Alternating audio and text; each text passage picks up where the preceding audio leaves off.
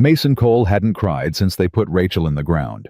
He'd stood dry-eyed in the Montana wind hat in hand and told himself that was the last time he'd let anything matter that much.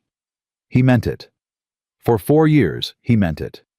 Then the stagecoach from Billings rolled into Pine Ridge on a Tuesday morning in July, and a woman stepped down onto that dusty street who looked like she was either running from something terrible or already living inside it. Mason's chest did something it had no business doing, something he hadn't felt in years, something that scared him.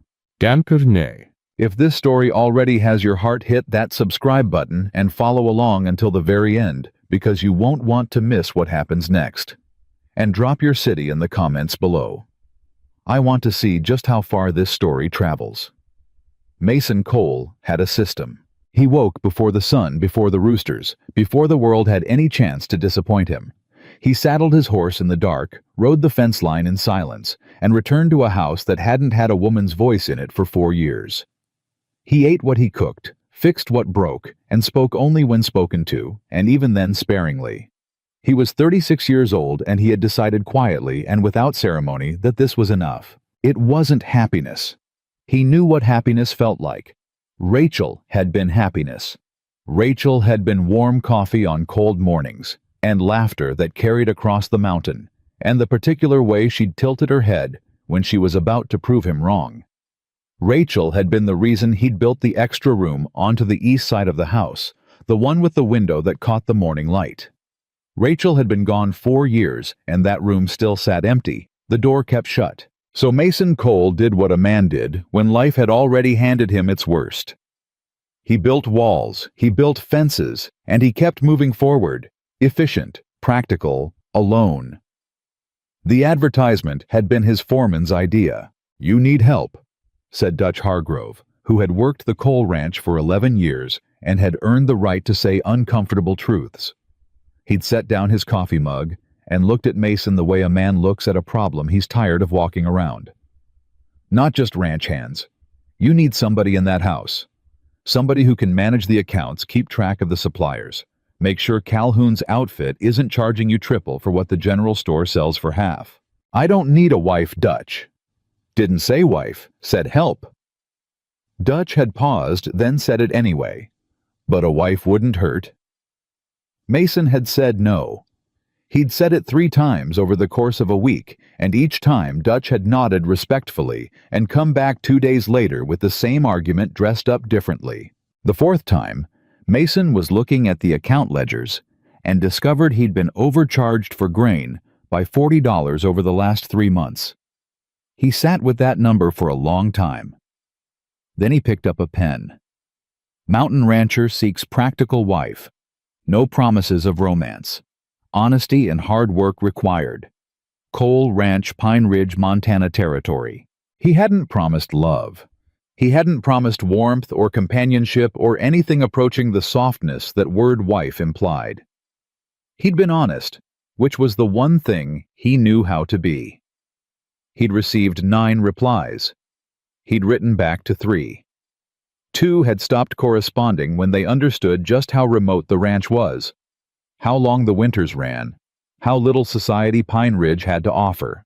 The 3rd wrote back every week for 6 weeks. Her name was Eleanor Whitmore, and she wrote the way someone speaks when they've spent a long time choosing their words carefully, measured, precise, nothing wasted. She said she was 27. She said she was from Philadelphia. She said she was not afraid of hard work and had managed household accounts since she was 16. She did not mention family beyond saying that her circumstances had changed, and she was seeking a new life in the West. Mason hadn't pushed. He respected people who kept some things to themselves. He did the same. He wrote back and told her he'd meet her stagecoach on the 14th of July. Pine Ridge in July was exactly what it always was. A sun-baked collection of weatherboard buildings strung along a single main road, baking under a Montana sky so blue it hurt to look at. The mercantile, the saloon, the land office, the church at the far end of the road that only filled up when someone died or someone married. A population of maybe 300 souls, most of them weathered past their years, most of them minding each other's business with cheerful relentlessness. Mason arrived 40 minutes before the stage was due. He tied his horse at the post outside the mercantile and stood on the boardwalk with his hat brim pulled low, watching the road. He wasn't nervous. He told himself that twice. Old Marjorie Hatch emerged from the dry goods store beside him, took one look at his posture, and said, "You waiting on something?" "Mason Cole, or just practicing standing?" "Stage," he said.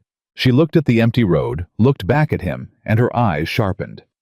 "That mail-order bride of yours?" He kept his eyes on the road. "Didn't know that was common knowledge."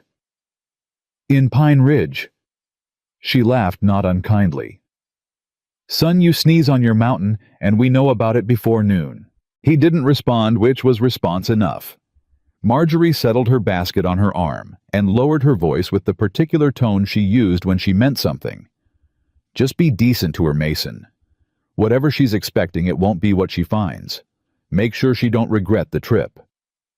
Then the stagecoach came around the bend in the road, trailing a long plume of dust, and Marjorie slipped away. Mason straightened. The coach pulled to a rattling stop in front of the stage office, and the driver climbed down from the box, and two men in traveling clothes stepped out first. A drummer with a case of samples, a land speculator with the look of someone who'd been disappointed by everything he'd seen so far and expected more of the same. Then she stepped down. Mason Cole had prepared himself for practical. He'd prepared himself for plain, for tired, for the worn-at-the-edges look of a woman who'd been surviving something for a long time. He'd told himself none of that mattered. He only needed competence. He was not prepared for Eleanor Whitmore. She was not what he'd expected, and he couldn't have said precisely why, except that she moved through the world like she was already calculating it. Not beautiful in the soft, approachable way of women who'd been admired all their lives, though she was undeniably striking, dark-haired and straight-backed, with eyes that caught the light and held it but sharp-edged in a way that made his brain pause and recalibrate. She looked at the town first. That was the thing he noticed before anything else. Not at him. Not at the faces watching her from doorways and windows, and they were watching because this was Pine Ridge, and nothing went unexamined. She looked at the street, the side alleys, the exit points. It was the way a person looked at a place when they needed to know how to leave it. Then she looked at him, directly without flinching, the way people rarely looked at Mason because he was a large, quiet man, and his face didn't invite idle scrutiny. She walked toward him. Her bag, a small leather satchel that she kept close to her body, looped over her shoulder, with her hand resting on the strap, moved with her like a second skin. "Mr. Cole," she said. "Miss Whitmore." He touched the brim of his hat. "Good journey." "Long," she said. Then, with the efficiency he'd admired in her letters, "I appreciate you meeting me.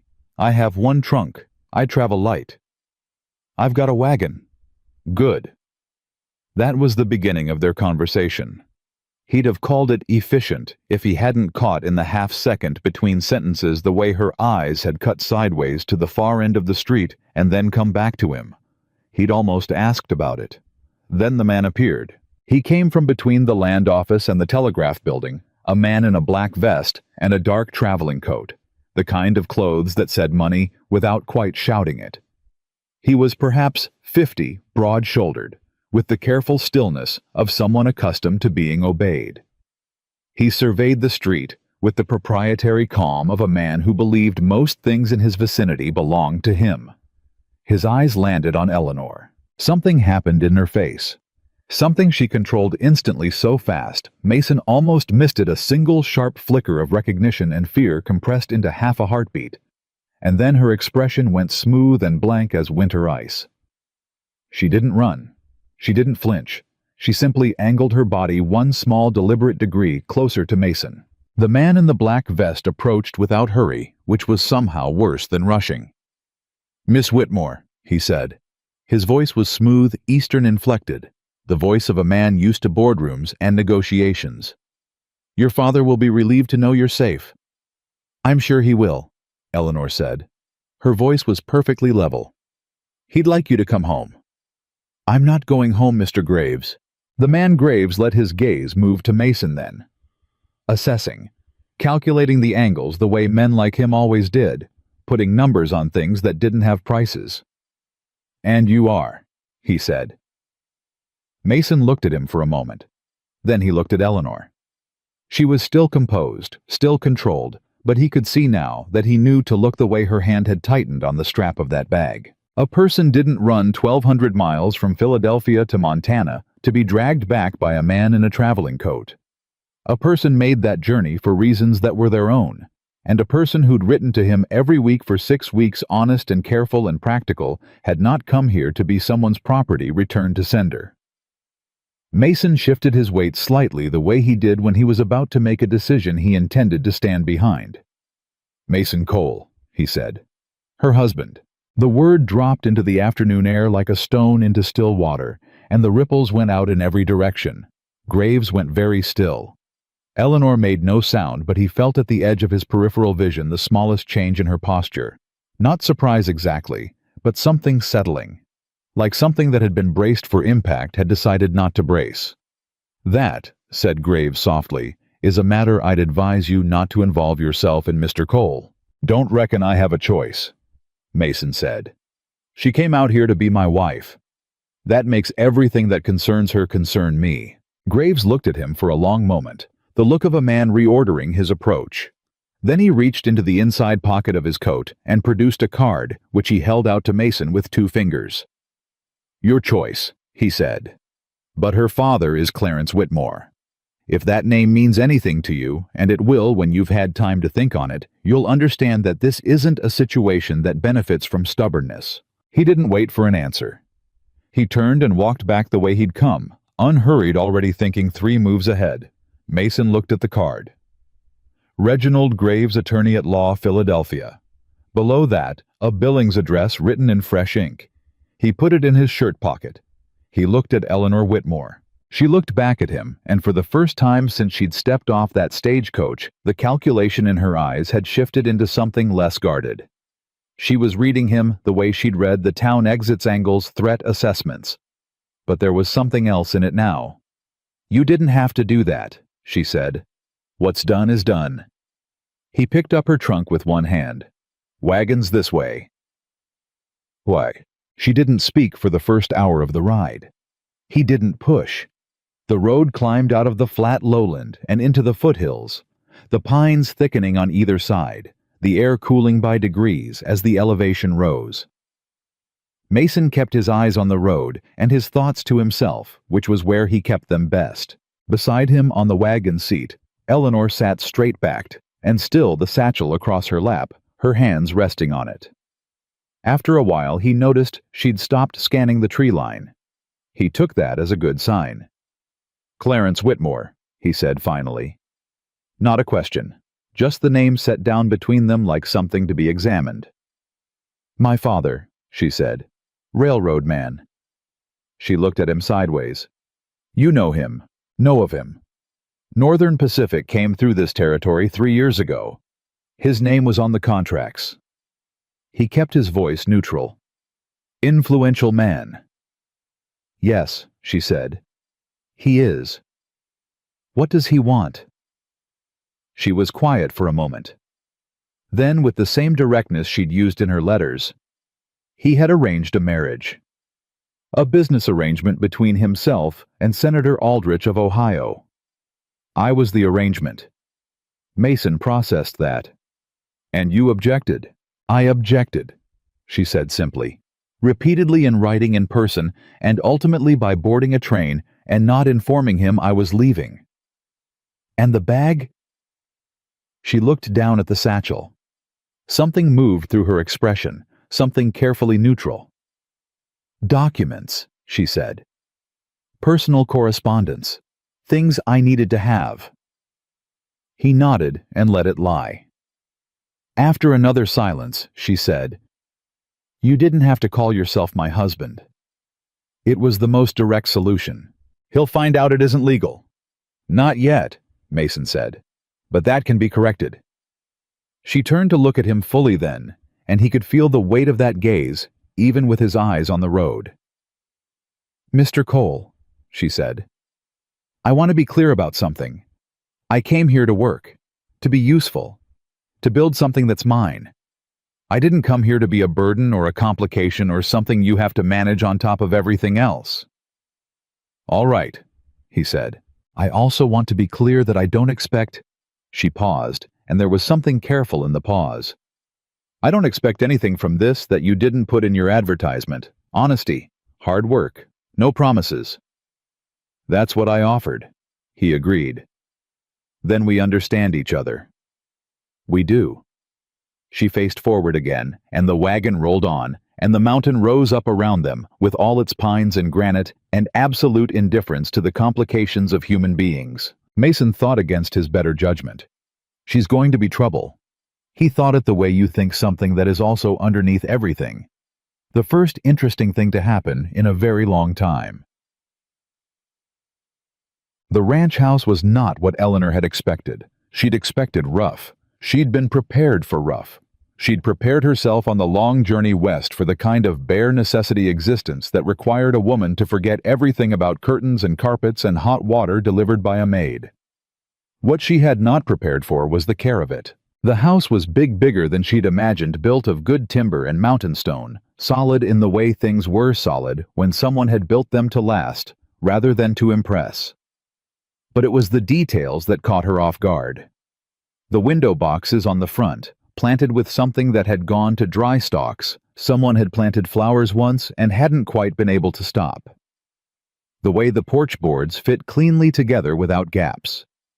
The iron hooks by the door evenly spaced for hanging things. Somebody had built this house the way you build a home and then had been left living in it alone. She didn't say any of this.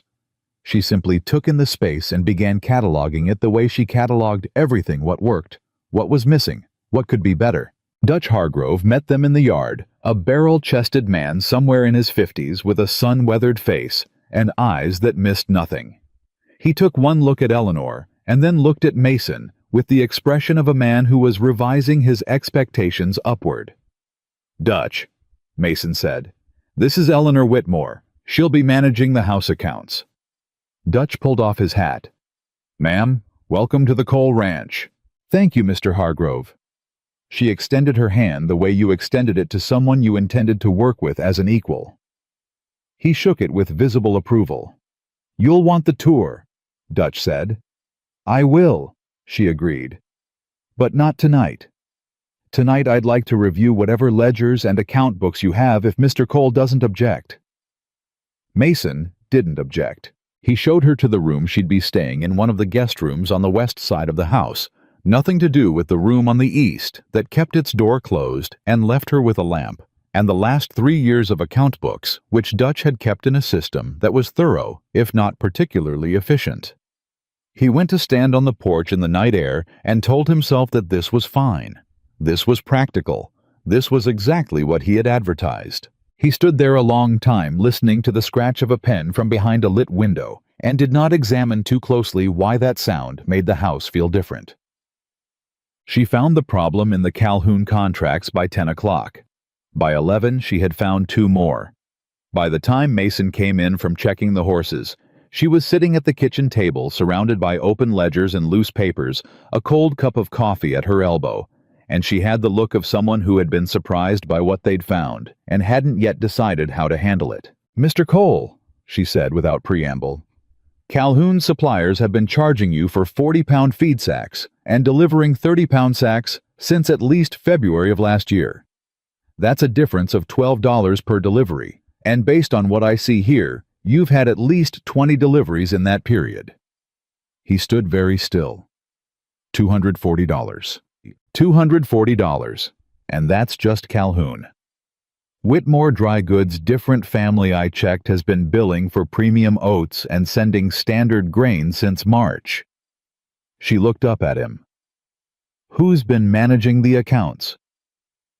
"I have," he said, "when I had time." She didn't say anything judgmental.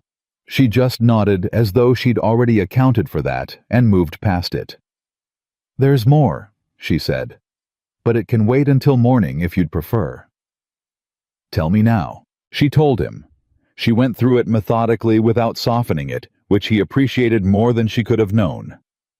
She laid out the numbers the way a surgeon lays out instruments, clean, precise, without ceremony.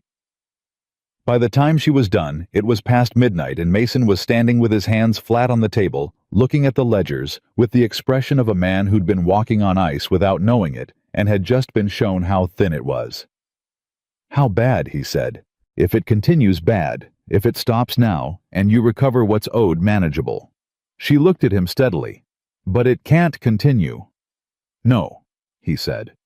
"It can't." She began neatening the papers, stacking the ledgers with the precise economy of someone who organized out of genuine instinct. "I can write the letters tomorrow if you'd like. To Calhoun and Whitmore both. I've done this before. Business correspondence was part of my responsibilities at home." He studied her for a moment. In the lamplight, she looked less guarded than she had in town, though he suspected she'd be appalled if she knew that. "What kind of home?" he said. She paused, hands stilling on the ledgers. "A wealthy one," she said, "with its own particular set of requirements." He didn't push.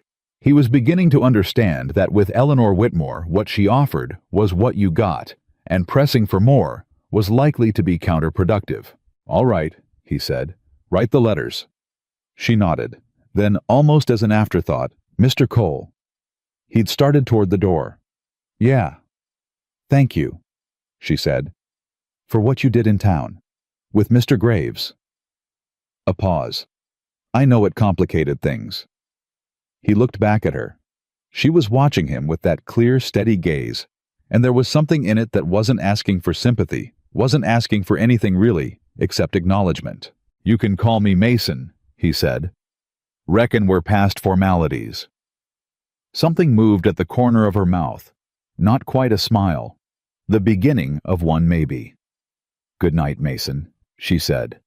He walked out onto the porch and stood in the dark for a long time listening to the mountain wind, and told himself he was not in any kind of trouble. He told himself that 3 times. He didn't believe it any of the 3.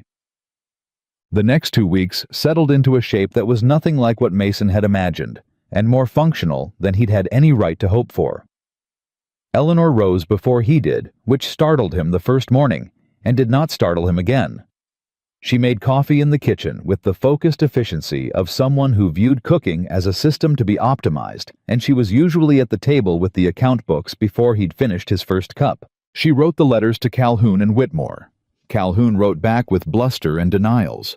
She wrote back with specificity dates, delivery weights, billing records, a request for a federal weights and measures inspector if he found the records insufficient. Calhoun did not write again. A check arrived from his office 11 days later for the full $240. "How'd you know he'd fold?" Dutch asked, reading the check with the expression of a man who'd been waiting for divine intervention. "Men like Calhoun are certain they'll never be caught," Eleanor said without looking up from the ledger she was amending. "When they are, they'd rather pay than explain themselves." Dutch had looked at Mason over her head. Mason had looked at Dutch. A wordless negotiation was conducted, and a conclusion was reached. Dutch thought she was the best thing that had happened to Cole Ranch in 4 years. Mason was declining to confirm or deny anything. The days arranged themselves into a rhythm.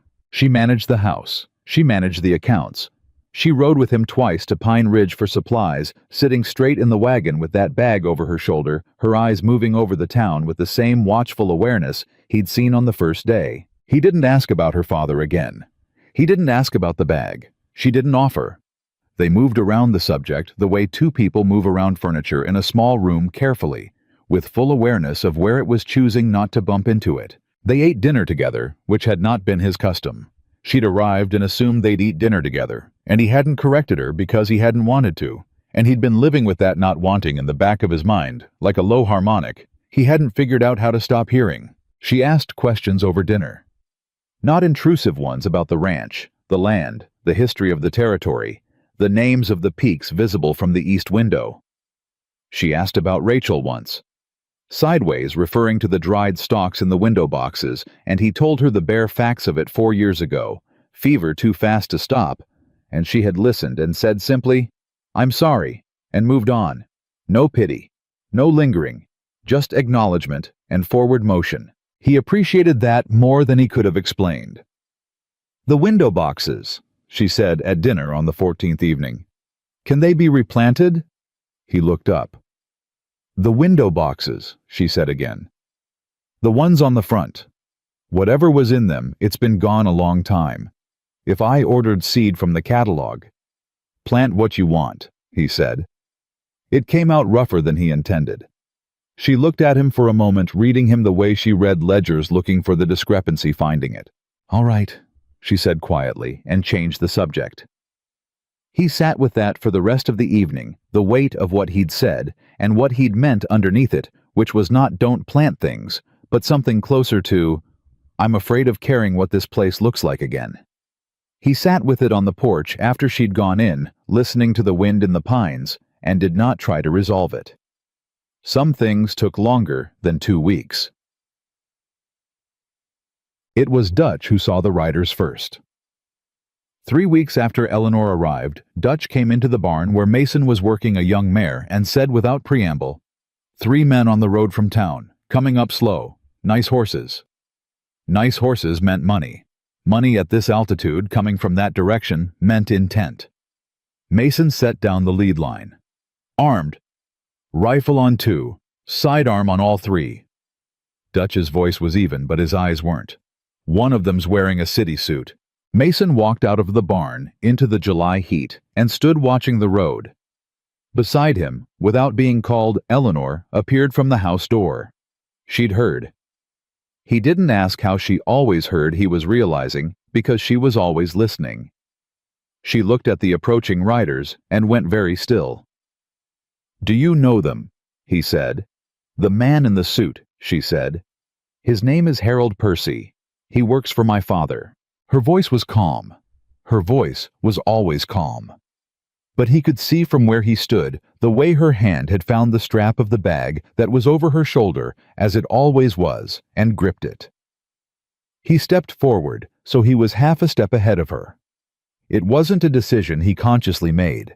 It was the same thing he'd done in Pine Ridge, his body moving before his reasoning caught up. The 3 riders pulled up in the yard.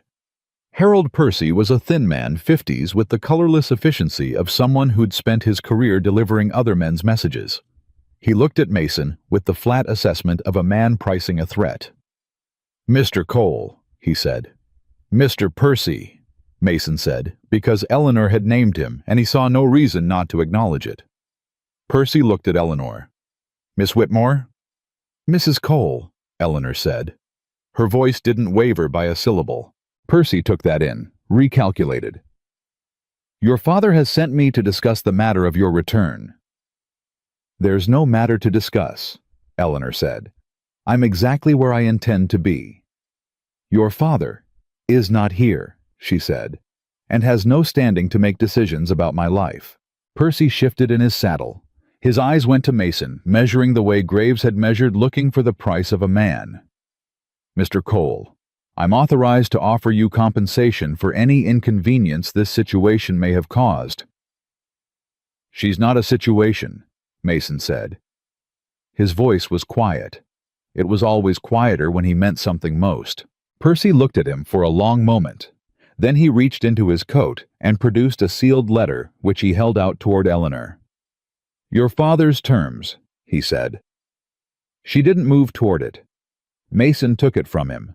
He looked at Percy evenly. "I'll see that she knows what's in it," he said. "That's all I'm promising." Percy sat a moment longer, a man weighing options and finding them limited. "Mr. Whitmore has considerable resources," he said, "and considerable patience. So do mountains," Mason said. He held Percy's gaze until Percy looked away. Then Percy turned his horse, and the 2 armed men turned with him, and they rode back down the road in the same deliberate, unhurried way that all of Clarence Whitmore's people seemed to travel, as though the outcome were already decided and only the timing remained. Eleanor stood in the yard. She watched them go. "You didn't have to speak for me," she said when they were gone. "Didn't speak for you." He was still watching the road. "Spoke for myself. That's my property line they came across." A long silence. "Mason," she said. He looked at her. She was looking at him with that clear, straight look of hers, and there was something in it he hadn't seen before, something that was trying to name itself and hadn't found the word yet. "Thank you," she said, for the second time, like she meant it twice as much. He handed her the letter. "Read it when you're ready," he said, "and then tell me what we're dealing with."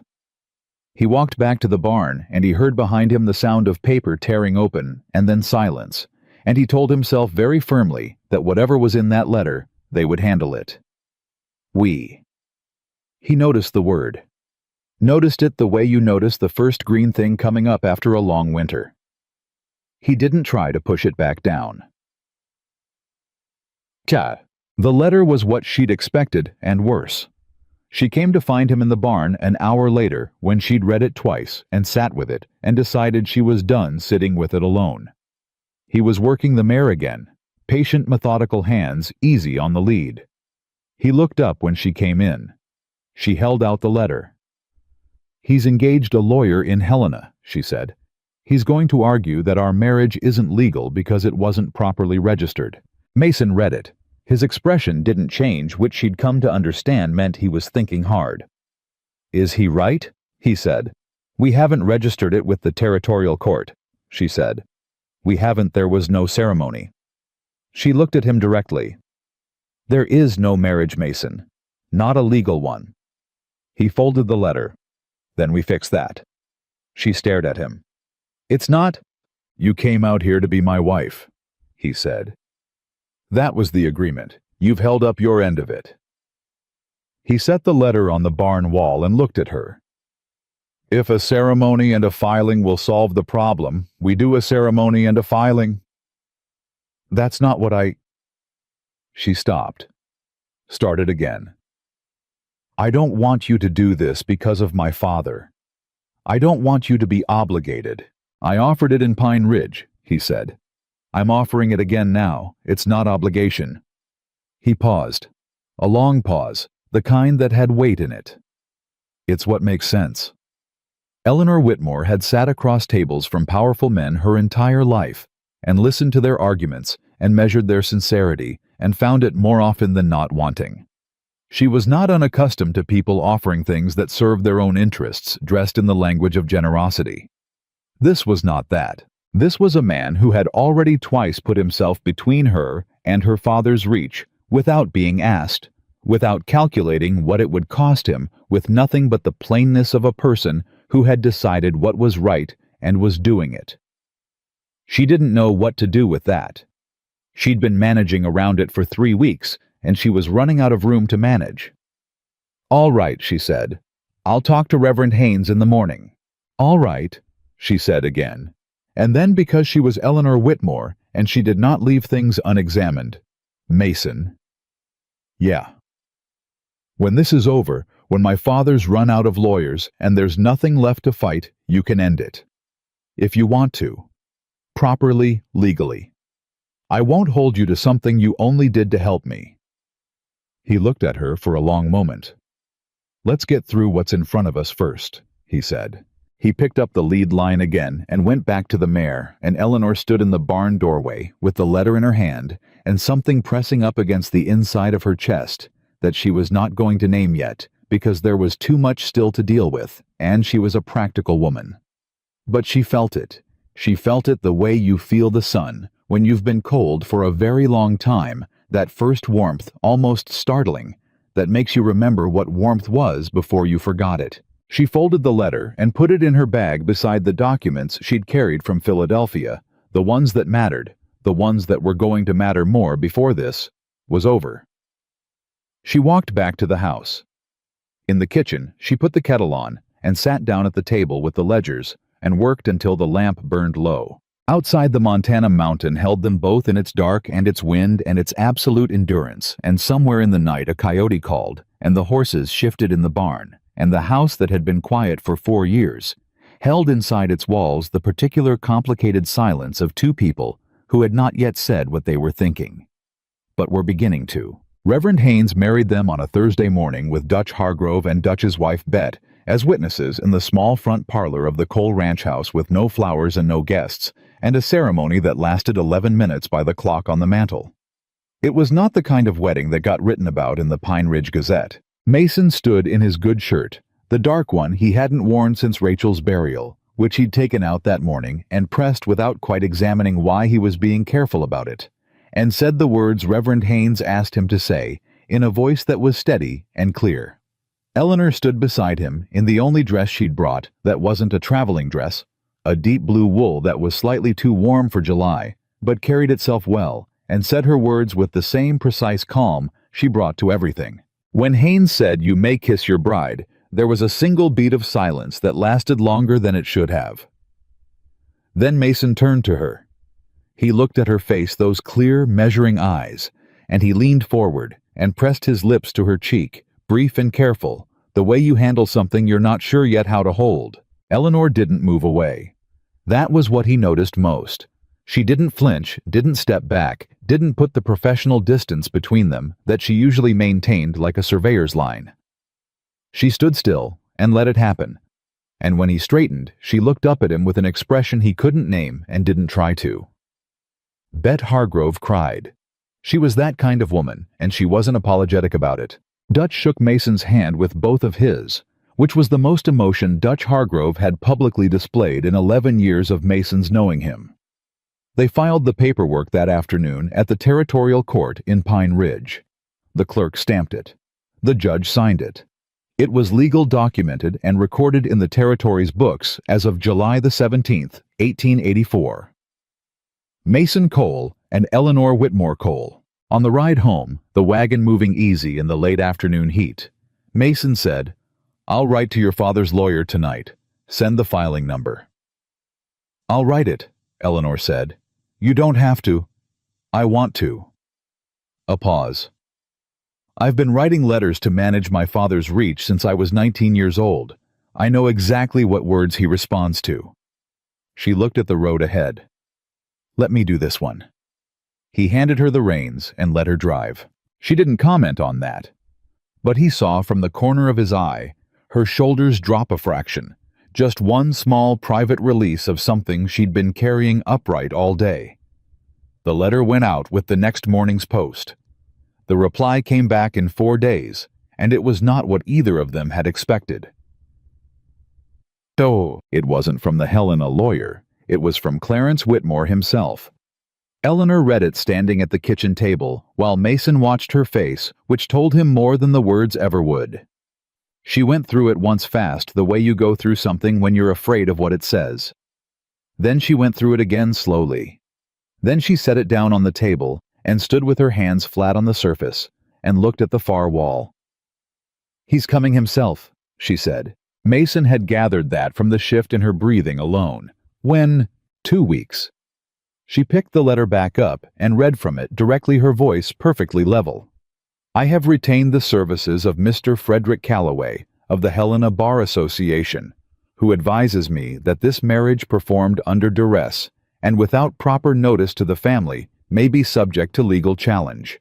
I am traveling to Montana to evaluate the situation personally and to discuss terms with your current husband. I trust you will receive me." She put the letter down. "He doesn't ask. He trusts I will receive him." "He doesn't know you very well," Mason said. Something crossed her face, painful and tired and old all at once. "He knows me well enough," she said. "He knows I won't refuse because I won't give him the satisfaction of a scene." She looked at Mason. "He'll come here, and he'll look at this ranch, and he'll look at you, and he'll offer you money. He'll make it very practical. He's very good at making things practical." "How much?" She looked at him sharply. "I'm asking," he said, "so I know what number to turn down." The sharpness in her eyes softened into something complicated. "He'll start with enough to clear your debts and leave you something over," she said. "And if you refuse, that he'll go higher, and he'll keep going until he finds the number." "What if there isn't a number?" She studied him. "Most men have a number, Mason. Most men haven't been living on this mountain long enough to stop caring what money can buy." He said it without self-pity, just fact. "The things I want aren't for sale." Eleanor Whitmore stood very still for a moment. Then she picked up the letter and folded it carefully and put it in her bag. In that place, she put things she needed to keep, and she said, "Then we'd better get ready." Getting ready, it turned out, looked mostly like working. Eleanor threw herself into the ranch accounts with a focus that had sharpened from diligent to something close to driven. She rode with Dutch to the eastern grazing fields to count the cattle properly, a count that hadn't been done accurately in over a year, Dutch admitted with some embarrassment. She negotiated a new contract with a feed supplier out of Bozeman who charged honest weights, and she canceled the Calhoun account entirely in a letter so precise and cheerful that Mason had read it twice just to appreciate the craftsmanship. She also, without announcement, planted the window boxes. He came in from the south pasture one afternoon and found her on the porch with dirt on her hands and a flat of seedlings from the Pine Ridge Mercantile, pressing them carefully into the old boxes with the focused expression she brought to ledgers and correspondence. He stopped. She looked up, soil on her cheek, sun on her hair. Something in her eyes that was almost defiant, like she'd been waiting for him to object. He didn't say anything. He went inside and got his work gloves and came back out and knelt down beside the second box and said, "What are these?" She blinked. "Lavender," she said after a moment. "And some asters. They're hardy. They'll come back on their own next year." He nodded. He pressed the next seedling in with his thumb, careful around the roots. They worked in silence for a while. Not uncomfortable silence, a different kind. The kind that happens between people who have run out of needing to fill space with words and discovered they don't mind. "Rachel planted marigolds," he said. He hadn't planned to say it. Eleanor's hand stilled. "She said they kept the bugs off," he said. "I never knew if that was true or if she just liked the color." "Both things can be true," Eleanor said quietly. "Yeah." He pressed another seedling in. "I think both things were true." She didn't try to say anything comforting. She just went back to planting, and he went back to planting, and when they were done, the boxes were full, and the porch had a different look to it, not the same as before, but alive again in its own way. He'd been afraid of that. The being alive again in its own way. He was starting to think he might survive it. It was Bet Hargrove who told her about the talk in town. Bet came up to the ranch on a Wednesday with a pie she didn't need to bring, and a look on her face that said she'd brought it specifically as cover for the conversation she needed to have. She found Eleanor in the kitchen going over invoices and set the pie on the table and sat down and folded her hands. "I need to tell you something," Bet said, "and I need you to hear it and not let it wound you more than it has to." Eleanor looked up from the invoices. "Tell me." Bet pressed her lips together. "Pine Ridge is talking," she said, "about you, about your father and what he said about why you left Philadelphia, and—" She stopped, started again. "Mrs. Oakes at the dry goods said yesterday that a man came through town last week, well-dressed man talking to people, asking questions about Mason, about the marriage, about whether it was," she chose the word carefully, "suitable." "Suitable?" Eleanor repeated. "Whether it was real," Betty said plainly. "Whether Mason married you honest, or whether you'd—" She stopped. "Whether I'd manipulated him," Eleanor said. Flat, clean, like she'd already heard it. Bet's face went unhappy. "They're saying your father's people have been telling folks in town that you've got a history of instability, that you've made scenes before, accusations." She reached across and put her hand over Eleanor's. "I don't believe a word of it, and Dutch doesn't either, and most people with sense don't. But Clarence Whitmore is putting money behind this story, and money talks, and I thought you needed to know." Eleanor sat with that for a long moment. Her father was efficient. She'd always known that about him.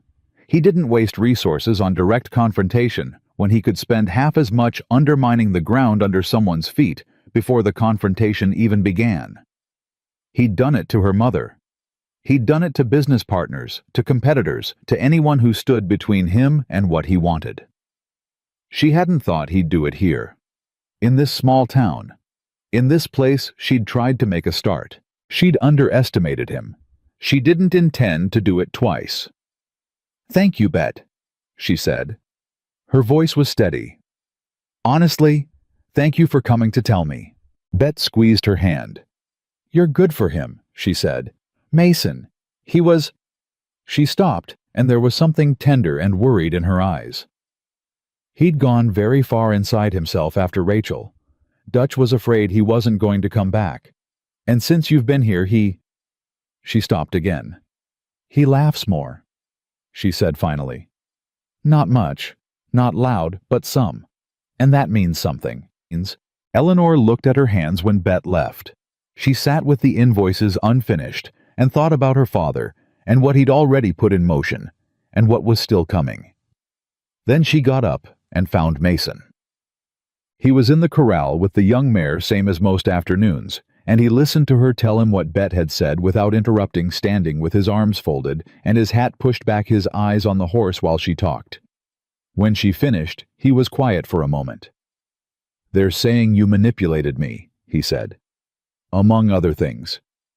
Into a marriage you needed for protection." "Yes." He looked at her then. "Did you?" She met his eyes. "I answered your advertisement," she said. "I told you the truth about what I could offer. I didn't tell you about my father, and I should have. I should have told you everything before you called yourself my husband in that street, and I didn't because I was afraid you'd send me away, and that wasn't fair to you." She held his gaze. "But I didn't manipulate you. I never tried to. If that's what you think—" "I don't," he said. Just that. 2 words immediate, like he'd been holding them ready. She stopped. "I've known men who were manipulated," he said. "I know what it looks like. It doesn't look like a woman who stayed up until midnight fixing my accounts the first night she arrived." He turned back to the mare. "What it looks like is your father trying to give me a reason to doubt you before he gets here?" The relief that moved through her was physical. She felt it in her knees. She hadn't realized until that moment how much she'd been braced against his answer. "He's very good at it," she said when she trusted her voice again. "I expect he is." Mason ran his hand along the mare's neck. "But I make my own conclusions." She stood at the corral fence and watched him work with the horse, those careful, patient hands, that unhurried authority, and thought about what Bet had said. He laughs more. She'd noticed it too. In small ways, easy to miss if you weren't paying attention. The way he'd looked when the Calhoun check arrived and she'd read the amount aloud, one quick, surprised flash of humor crossing his face before he put it away. The way he'd answered Dutch's terrible jokes at dinner 2 nights ago, with one of his own quiet enough that it had taken her a full second to understand it was a joke. And then Dutch had laughed so hard he'd knocked his coffee cup. He was letting things in again.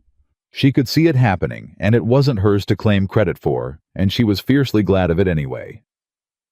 "Mason," she said. He looked over. "There's something in the bag," she said. "The one I carry. You've noticed it, and you haven't asked, and I need you to know what it is before my father gets here, because it changes things." He went very still. "It's documents," she said. "Records. Financial records I took from my father's study the night I left Philadelphia." She watched his face. "He has a contract with Senator Aldrich. The marriage he arranged for me, it wasn't just about politics. There's money involved. Land grants in the Western Territories, rail contracts, federal subsidies. The arrangement was, if I married Aldrich's son, my father got the land. If I didn't—" She stopped. "The documents show exactly what the arrangement was. And they show some other things too. Payments. To territorial officials. To a federal land commissioner in Denver. Things that would be very uncomfortable if they became public." Mason set down the lead line, slowly, like a man being careful not to drop anything. "You took evidence," he said. "I took insurance," she said. "I didn't know what I'd need it for. I only knew I wasn't going to walk into that marriage with nothing." A long silence, the kind that could go either way. "How bad?" he said, at last. "Bad enough," she said, "that he can't afford to let this become a legal dispute. A legal dispute means discovery. Discovery means those documents could come out." She looked at him directly. "Which means if he's coming here himself, he's not coming to fight. He's coming to make this go away quietly. Which means he's going to offer you something significant, and he's going to pressure me, and he's going to try to find whatever will make both of us fold." Mason picked up the lead line again, not because he was going back to the horse just to have something in his hands while he thought. "Does he know you have them?" he said. "He knows I took something," she said. "He's not sure what." "Does anyone else know?" "No one." She paused. "Until now." He looked at her. She let him look. Let him read whatever he needed to read in her face, because there was nothing in it she was hiding from him anymore, and he'd earned that, this careful, quiet man on his mountain who'd put himself between her and her father's machinery twice without being asked. "All right," he said finally. "All right," she said. "We hold on to them," he said. "We don't show them, we don't threaten with them, but we hold on to them." He met her eyes. "Your father's a man who controls things.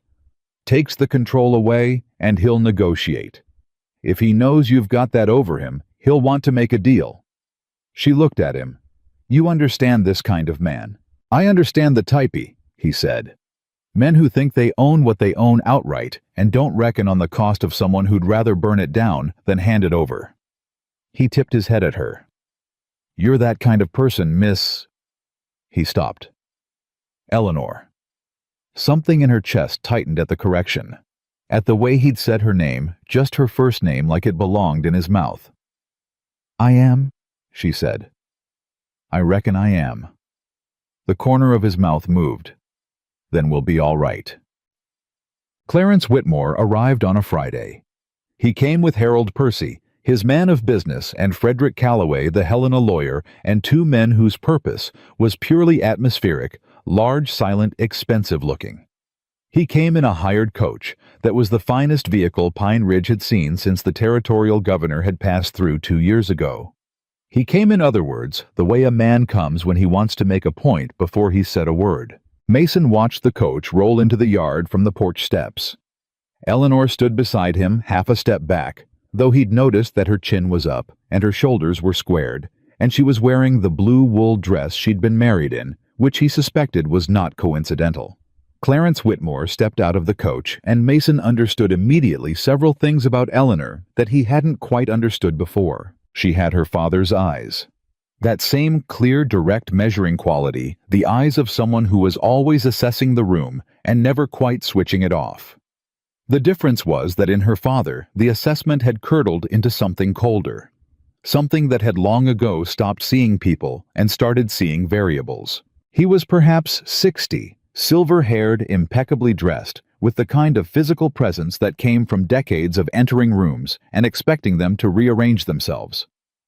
He looked at the ranch house, the yard, the land visible beyond, and something moved through his expression that might have been contempt, and might have been just barely surprised that it was more than he'd pictured. Then he looked at Mason. Then he looked at Eleanor. "Eleanor," he said. Not a greeting. A statement of possession, like touching a piece of property to confirm it was still there. "Father," she said. Same flat effect. She'd learned that from him, Mason realized. The perfect surface over whatever was happening underneath. She'd learned it as armor against exactly this. Mason stepped forward. Not far, one deliberate half-step. Enough to reframe the geometry of the moment. "Mr. Whitmore," he said. "Mason Cole, come inside." Whitmore looked at him with the particular expression of a man deciding whether to acknowledge you. He decided to. "Mr. Cole," he said, and there was something in the way he said it that managed to imply he had a great deal to say about Mr. Cole that he was choosing to hold back. "Your men can wait in the yard," Mason said, pleasantly. "Dutch'll get them some water." Percy and the two atmospheric men stayed outside. Calloway, the lawyer, a compact, watchful man with a briefcase, followed Whitmore inside. Eleanor came in behind them, and Mason came last, and the kitchen felt smaller and more charged than it had 20 minutes ago. Mason put the coffee on because that was what you did. Eleanor sat at the table with her hands folded.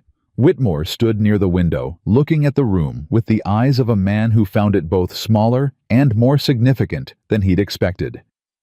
"I'll say what I came to say," Whitmore said.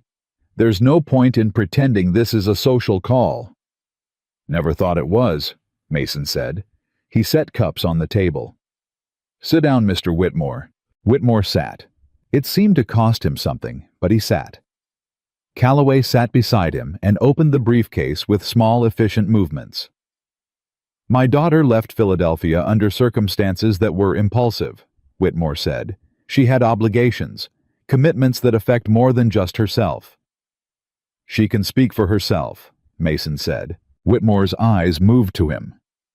"Indeed, I've found that to be the persistent problem."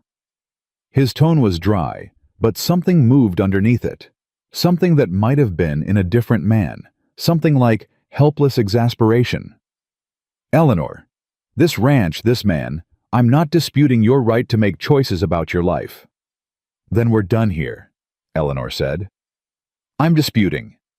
Whitmore continued, as if she hadn't spoken, the wisdom of choosing on the basis of panic. "It wasn't panic," she said. "It was calculation. You taught me to calculate, Father. You shouldn't be surprised that I learned." A silence settled, heavy.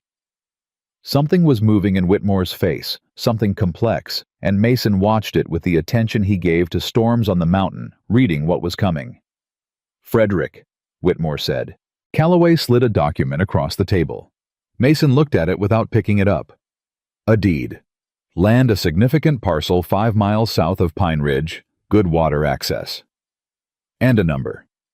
Below the deed, a bank draft made out to Mason Cole. $30,000. Mason had known it would be a number that mattered. He hadn't prepared himself for a number that mattered that much. He looked at it for exactly as long as it took to understand what it was. Then he pushed it back. "No," he said. Whitmore looked at him. "You haven't considered?" "I considered it before you walked in," Mason said. "No." "Mr. Cole." Whitmore leaned forward very slightly. "I know what this ranch is worth. I know what it owes. I've done my research." He said it without cruelty, just fact, the way he probably said everything this man who had turned the world into a series of figures to be managed.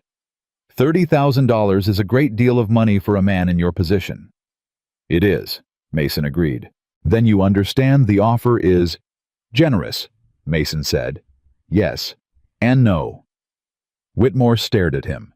He was a man who had bought his way out of most things for most of his life, and the look on his face was the look of someone who had just run into a wall where he'd expected a door. "You're refusing," he said. "I'm refusing." "On what grounds?" Mason looked at him steadily. "She's my wife," he said. "That's the grounds." "A marriage of convenience," Eleanor said. Both men looked at her. She was looking at her father, and her voice was perfectly controlled, but underneath the control, there was something gathering. "Say it, Father. Say what you're thinking. That he only married me because I needed a shield. That I only came here because I was running. Say it plainly, if you're going to say it." Whitmore looked at his daughter for a long moment. "I'm going to say," he said more quietly, "that I am not your enemy." "Then stop acting like one," she said. The kitchen went quiet. Whitmore sat back. He pressed his fingertips together, a gesture Mason would come to recognize as the way he organized his thoughts when he'd run out of leverage. "The arrangement with Aldrich is still in play," he said. "You understand the value of what you're walking away from." "I understand the cost," she said. "That's not the same thing." "Eleanor, I was not a person in that arrangement," she said. "I was a clause, a condition of transfer." Her voice didn't waver, but something in her eyes had gone very far back to a place where she'd lived with this for a long time. "You negotiated my future the way you negotiate rail contracts, and you expected me to be grateful for the terms." She looked at him. "I am your daughter, not your leverage." Something moved through Clarence Whitmore's face that Mason hadn't expected to see there. It looked like grief. Not manufactured, not strategic, something genuine and old and complicated. The grief of a man who had done something he perhaps could not fully articulate even to himself, who had shaped his child in his own image, and then been surprised when she used every skill he'd given her to walk away from him. The moment was there, and then it was controlled, folded back under the surface, where Whitmore kept things. "Frederick," he said. Calloway reached back into the briefcase. A second document. Mason looked at it. A legal challenge grounds for contestation of the marriage signed and ready to file with the territorial court. "I don't want to do this," Whitmore said. "I want you to understand that." "You're doing it anyway," Eleanor said. "I'm showing you I can," he said. "That's different." "Is it?" She looked at her father with something that was not quite sorrow and not quite anger, and was, Mason thought, the specific exhaustion of someone who had loved a difficult person for a very long time without stopping. "You can contest the marriage. You can bring lawyers and doctors and whatever testimony you've paid for. You can make this very uncomfortable for us both." She paused. "But I have documents, Father." The air in the room changed. Whitmore went very still. "Personal correspondence," she said. "Financial records. Specific records from your study pertaining to the arrangement with Senator Aldrich and its associated components." She held his gaze. "I've read every page. I know what they mean. And I know who would find them meaningful." Calloway's pen had stopped moving. Percy, through the window, was watching the house with the focused attention of a man trying to hear through glass. "Eleanor," Whitmore said, very quietly. "I don't want to use them," she said. Just as quietly. "I want to live my life. I want to be left alone to live it. That's all I've ever wanted from you." Something in her voice cracked just once, barely audible, and then was smooth again. "Just leave me alone to live it." The silence stretched. It was the kind of silence that decisions are made in. Mason sat with his hands around his coffee cup and his eyes on Whitmore. And he did not say a word, because this was not his moment. This was between a father and a daughter, and 30 years of complicated history, and the most useful thing he could do was be a solid presence at this table and not take up more space than that. Whitmore looked at his daughter for a long time. He looked at her the way Mason thought he probably hadn't looked at her in years, not as a variable, not as an asset, not as a problem to be managed, but as a person who had made herself unmistakably real in a way that even Clarence Whitmore's particular genius for abstraction couldn't quite contain. "The documents," Whitmore said, "are safely kept," Eleanor said. "They'll stay that way as long as you don't give me reason to feel otherwise." Another silence. "You won't come home," Whitmore said. It wasn't a question this time. "No." "This." He looked around the kitchen, briefly taking in the account books and the coffee cups and the evidence of a life being built. "This is what you're choosing." "Yes," she said. He looked at Mason. Mason looked back at him without apology, without aggression, without the faintest suggestion that he needed Whitmore's opinion of what was happening at this table. Whitmore stood. He picked up the legal challenge document and folded it and put it in his breast pocket. He picked up the deed and the bank draft and returned them to Calloway. He straightened his jacket with the movements of a man restoring his composure after it had been just briefly disrupted. "You have your mother's stubbornness," he said to Eleanor. "I know," she said. "She was—" He stopped.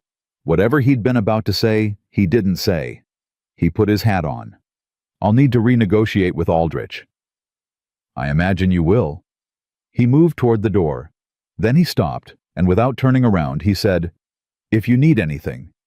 He stopped again. "If circumstances change." "I'll know where to find you," Eleanor said. He nodded once. He walked out. The coach door closed. The sound of hooves on the hard-packed yard, and then the road, and then nothing. Eleanor sat at the table for a moment without moving. Then she picked up her coffee cup, found it cold, set it back down. Mason got up and poured her a fresh cup without asking. He set it in front of her.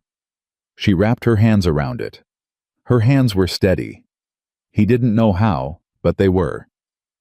"He won't stop entirely," she said. "He doesn't know how, but he'll look for another angle, a quieter one, and by the time he finds it, we'll—" She stopped. "We'll have made this harder to unwind." "All right," Mason said. She looked up at him. Her eyes were bright, and she was not going to cry. He understood that about her. Now that she held things in the same place. He held things somewhere deep and private, where they processed themselves on their own time. But there was something raw in her face. Something that had been a long time coming. "He called it stubbornness," she said. "What would you call it?" She thought about that for a moment. "Knowing my own mind," she said. Finally, he sat back down across from her and picked up his own cup. Outside, Dutch was already moving around the yard, going back to the ordinary work of the afternoon, as though powerful men came and went on this mountain every day, and the mountain didn't notice. "He looked at you differently," Eleanor said. "At the end, when you refused the money. People usually look at you differently when you do something they didn't expect. Most men would have taken it. Most men haven't spent 4 years finding out what they can do without." He set down his cup. "Money don't replace what money can't buy. Figured that out the hard way." She was quiet for a moment. Then she said, "What does it buy then? For you." He looked at her. At the steadiness of her, the careful intelligence, the way she'd sat across from her father, and not flinched. At the dirt still caught under her thumbnail from planting the window boxes 2 days ago, which she hadn't quite got clean. "This," he said. Not meaning the ranch or the land or the financial recovery she'd engineered from a kitchen table. Meaning something he wasn't entirely ready to name yet. Meaning what was happening in this kitchen, in this house, in the slow and careful way 2 people who'd both been damaged by loss were finding out what was still left in them. Eleanor looked at him for a long moment. "This?" she said. Quiet, like she understood exactly what he meant. He nodded. She nodded. They sat with their coffee in the afternoon light, and the house around them felt solid and settled, and entirely different from the house it had been 6 weeks ago, and neither of them said anything else for a while, because there wasn't anything else that needed saying just then. But later that evening, when she was back at the accounts, and he was on the porch in the dark, he heard her voice from inside the house. She was humming something barely audible, low and half-distracted, the kind of sound a person makes when they're not performing for anyone, when they've forgotten for a moment to be careful. He stayed very still so as not to interrupt it. The mountain held the sound, and the night was warm, and somewhere in the barn, the horses moved in their stalls, and Mason Cole sat on his porch and thought, something is changing. He thought it with the same steadiness with which he'd thought everything else that had mattered in his life. He thought something is changing, and I'm going to let it. 3 days after Clarence Whitmore's coach rolled out of the yard, a letter arrived from Helena. It wasn't from Whitmore. It wasn't from Calloway. It was from a man named Arthur Briggs, who identified himself as a correspondent for the Helena Weekly Independent, and who wrote with the cheerful vagueness of a man who believed he was being subtle, that he had received certain information regarding a marriage of interest in Pine Ridge, and wondered if Mr. or Mrs. Cole would care to comment before he published. Mason read it, standing at the kitchen table. Then he handed it to Eleanor without a word. She read it twice. Her jaw tightened, the only external sign she gave. "He's changing tactics," she said. "Newspapers," Mason said. "Newspapers." She set the letter down. "If Calloway can't break the marriage legally, my father will break it socially. A story in the Helena paper gets picked up in Billings, gets picked up in Denver, gets picked up in Philadelphia." She looked at him. "A story that says I'm unstable, that the marriage was fraudulent, that you married me under false pretenses, or that I married you, it damages you, Mason. With every supplier, every bank, every man in this territory who might do business with Cole Ranch." He pulled out a chair and sat down. "What does he want us to do?" "Panic," she said. "He wants us to react. Sue the paper, deny the story, fight back publicly. Every move we make gives him more material." She paced the length of the kitchen 3 steps, turned 3 steps back. It was the first time he'd seen her pace, and it told him more about what was underneath the composure than anything she'd said. Or he wants us to fold, quietly without a scene. He gives us a graceful exit and the story never runs. And if we do nothing, she stopped pacing. Then he prints it, and we live with it. She looked at him steadily. How much does your reputation in Pine Ridge matter to you? Some, he said honestly. But I've been building it for 12 years.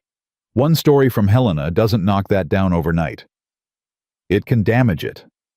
A lot of things can damage it. He folded his hands on the table. What do you want to do? She looked at him. The question seemed to land differently than she'd expected it to, like she'd been waiting for him to tell her what they were going to do, and instead he'd handed it back to her. I want to be done being managed, she said. Then don't write back to Briggs, Mason said. And don't write back to your father. Let the silence do the work. She looked at him for a long moment. That's a risk. Most things worth doing are. He got up and poured himself a second cup of coffee. Your father's a man who fills silence with his own voice. If we don't give him anything to push against, he'll push at air. He looked at her over the rim of his cup. He came here himself, Eleanor. Men who have the situation in hand don't come themselves. He came because you surprised him. Keep surprising him. She stood with that for a moment. Then she crossed to the table and picked up the letter and walked to the small iron stove and opened the door and put the letter in. All right, she said, watching it catch. The flames took it in about 6 seconds. She shut the stove door and went back to the accounts. Mason drank his coffee and didn't say anything else because there wasn't anything else to say, and because she didn't need him to fill the silence. But he watched her for a moment, that straight back, those steady hands, the way she went back to work, the way she went back to work after everything, like she'd made her decision, and the decision was behind her now. And he thought that he had somewhere. In the last weeks, stopped seeing her as the woman who'd stepped off the stagecoach with someone else's trouble following her. He'd started seeing her as his, not his property, not his obligation. Something different. Something that had grown in quiet, and without announcement, the way the lavender in the window boxes had put up its first thin green shoots without him noticing until they were already there. He put his coffee cup down and went out to work, and he took that thought with him and didn't try to put it away. The Helena Weekly Independent ran the story on a Thursday. Dutch brought the paper up from town folded under his arm, his face carefully blank in the way Dutch's face went blank when he was managing bad news. He found Mason in the barn and set it on the fence rail without a word. Mason read the headline. Disputed marriage in Pine Ridge, Eastern heiress and mountain rancher draw scrutiny. Below it 2 columns of the kind of prose that managed to suggest everything, while technically asserting nothing, full of phrases like sources close to the Whitmore family. And questions have been raised, and the circumstances surrounding the rapid union have led some observers to wonder. It quoted no one by name. It proved nothing. It implied everything. Mason read it through once, folded it, and put it in his shirt pocket. Then he went back to what he'd been doing. 20 minutes later, Eleanor appeared in the barn doorway. She had flour on her hands, she'd been working on something in the kitchen, and she was holding a second copy of the paper that she'd clearly gotten from somewhere else. Mrs. Oakes sent it up with the supply boy, she said, with a note. What did the note say? That she wanted me to know before someone said something unkind in her store. Eleanor's voice was dry, but something underneath it wasn't. She also sent a jar of her apple preserves. She said she didn't know if it would help, but she thought it might not hurt. Mason looked at her. How are you? She considered the question the way she considered everything, directly, without evasion. Angry, she said. Embarrassed. Not because it's true, because it's there and people I don't know are reading it and drawing conclusions about my character, and I can't. She stopped. I can't respond to it. I know that. But the inability to respond is its own particular kind of... She stopped again. Humiliation, Mason said. Yes. She said it quietly, like it cost something. He came out of the stall and took the paper from her hand and folded it on top of the one already in his pocket. "Come with me," he said. "Where?" "Town." She looked at him. "Mason?" "Not to fight," he said. "Not to respond, just to be seen." He looked at her steadily. "Your father's betting we'll hide, so we won't hide." They went to Pine Ridge that afternoon, together. Mason drove the wagon, and Eleanor sat beside him, and she was wearing the blue wool dress again. That dress that was becoming, he realized, her armor. And when they pulled up to the Mercantile and climbed down the afternoon crowd on the main street, had that particular quality of people who've already been talking about you and have not yet decided how to behave when you appear in front of them. Mason tipped his hat to Marjorie Hatch. Eleanor walked into the Mercantile and ordered 6 months of household supplies and discussed the quality of the new flour shipment with the clerk and asked after his mother's health. At the dry goods, she complimented Mrs. Oakes on the apple preserves and said she hoped to learn the recipe when Mrs. Oakes had time.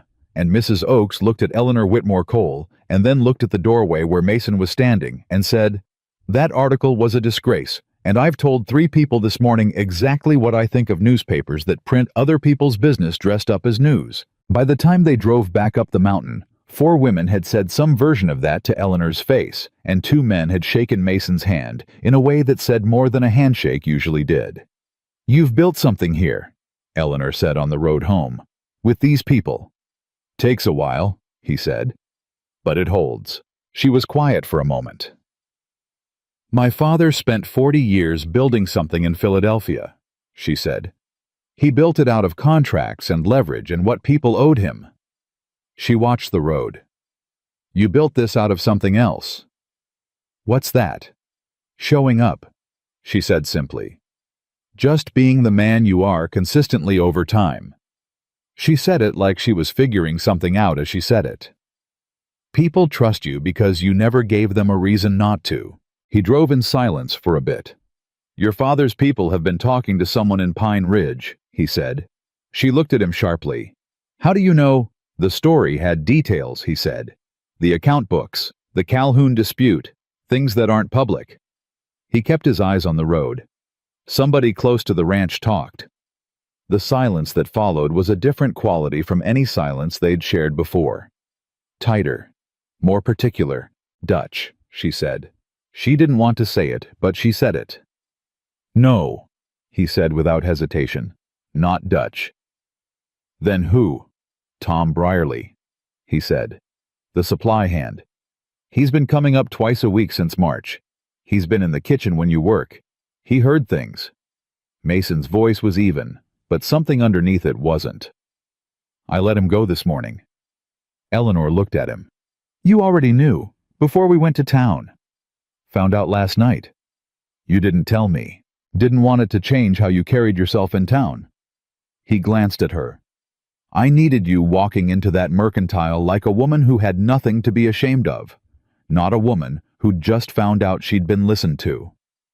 She sat with that for a moment. The care of it.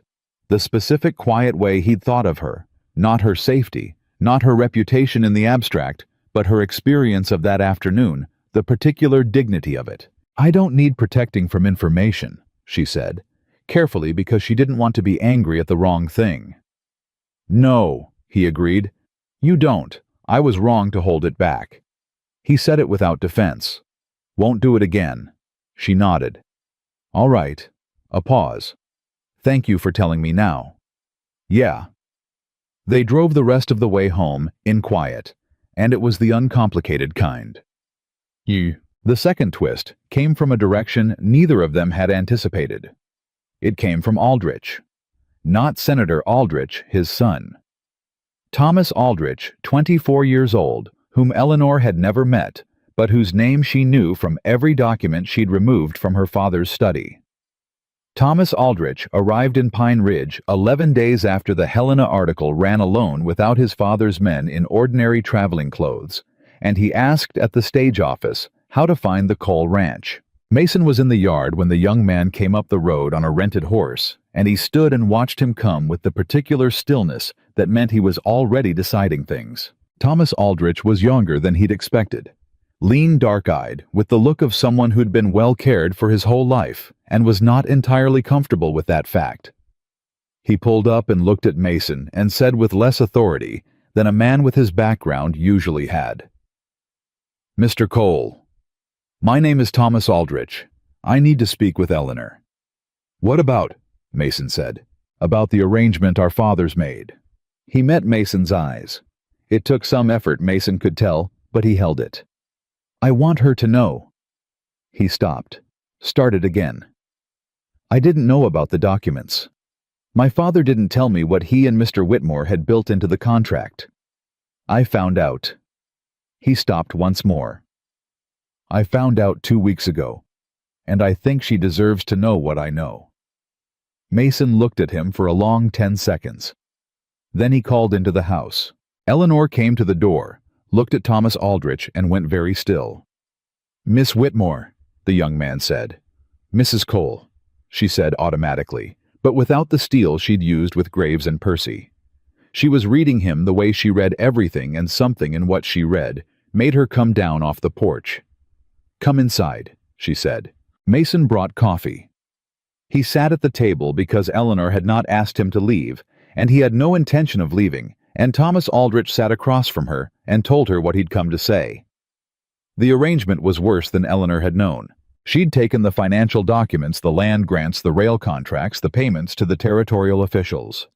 What she hadn't known, because it was kept in a separate correspondence her father conducted entirely by cipher, was the larger structure underneath it. Aldrich Sr. and Whitmore weren't just exchanging a daughter for land rights. They were building a political machine. The marriage was meant to create a permanent alliance between two family power bases: Aldrich's Senate connections and Whitmore's Western Railroad reach that would control federal land grants in 6 territories over the next decade. Senators, governors, contracts worth millions, and Eleanor, by leaving, had cracked the foundation of it. "My father is furious," Thomas Aldrich said. He said it without satisfaction. "He's been telling yours that the whole arrangement falls apart without the marriage to anchor it, that without the family connection, there's no reason to trust the partnership." He looked at his coffee cup. "My father has been—" he seemed to choose his words carefully. "He has been telling me I need to come and persuade you to come home, to make this right." Eleanor looked at him. "And instead, you came to tell me what they're planning." "Yes," he said simply. "Why?" He was quiet for a moment. Then, "Because I was engaged to marry a person, not a clause in a contract, and I was told you were—" He stopped, swallowed. "They told me you were agreeable, that the arrangement was mutual, that you understood your role in it." He looked up at her. "When I read my father's actual correspondence, I understood that wasn't true, and I—" He pressed his lips together. "I wouldn't have agreed to it if I'd known. I want you to know that." Eleanor looked at him for a long time. Mason watched her read the young man calibrating, checking for the angle, the deception, the hidden purpose, and watched her find none. "I believe you," she said. Thomas Aldrich let out a breath. "There's more," he said. "My father is going to increase the pressure on yours. If Mr. Whitmore can't deliver the marriage, the partnership breaks, and my father will go public with certain information about your father's railroad dealings that well." He looked at Mason. "The documents Mrs. Cole took aren't the only ones that exist. My father has his own copies, and he's prepared to use them to ruin Whitmore if Whitmore can't hold up his end." The kitchen was very quiet. Eleanor said, "My father is being threatened." "Yes." "And he's responding by threatening us." "Yes." "Because he needs this resolved before Aldrich runs out of patience." "Yes," Thomas Aldrich said. "You have—" He seemed uncomfortable. "You have, I think, a matter of weeks before this escalates into something public and significant. My father will act. And when he does, the fallout will involve everyone whose name appears in those documents, including yours." He looked at his hands. "I came because I thought you deserved to know. And because—" He paused. "I won't be party to what they're doing. I've told my father I'm withdrawing from the arrangement. He's not pleased." Something flickered across his face. But I find I'd rather be not pleased him than the other thing. He left an hour later back down the mountain on his rented horse, and Mason stood on the porch and watched him go, and Eleanor stood beside him. "He's braver than I expected," she said. "He's young enough to think courage solves things," Mason said. "Sometimes it does." She looked at him. "You don't think it's enough?" "I think we need something more than brave," he said. "I think we need smart." He looked at her. "You've been smart from the first night. What does smart say about this?" Eleanor was quiet for a long moment. A real quiet, the kind where the thinking was actually happening. "The documents I have," she said slowly, "are enough to protect us from my father directly. But Thomas is right that if Aldrich moves first, the fallout doesn't stay contained." She looked at the road where the young man had disappeared.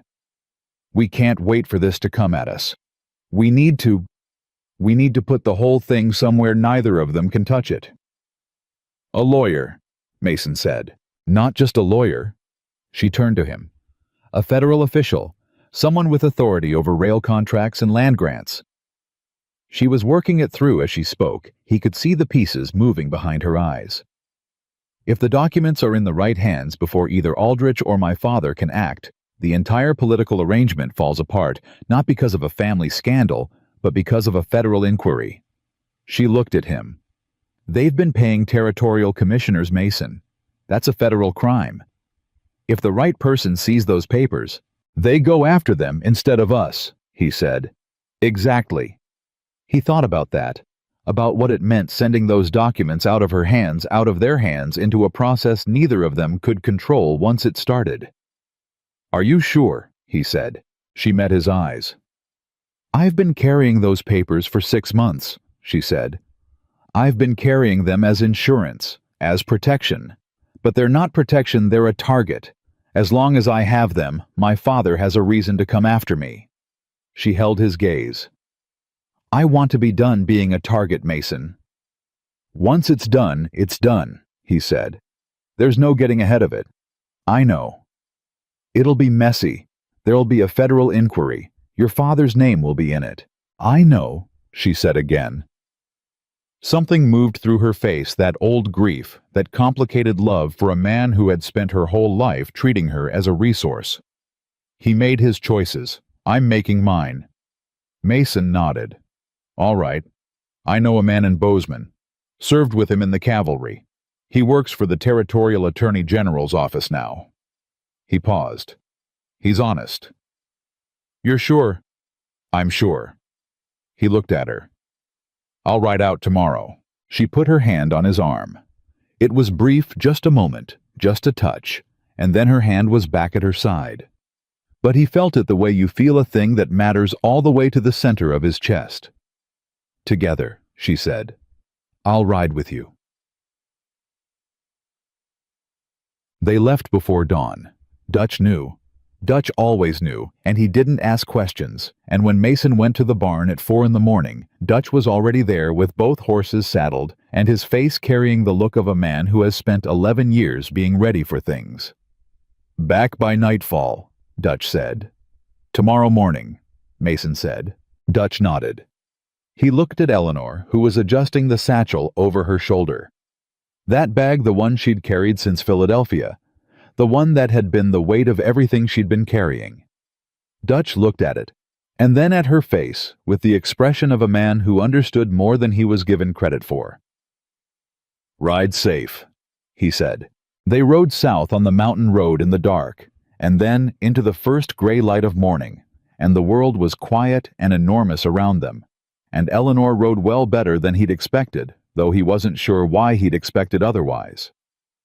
After an hour, she said, "Tell me about your friend in Bozeman." "Daniel Cross," Mason said. "Known him since the war. He's a careful man, careful about what's right.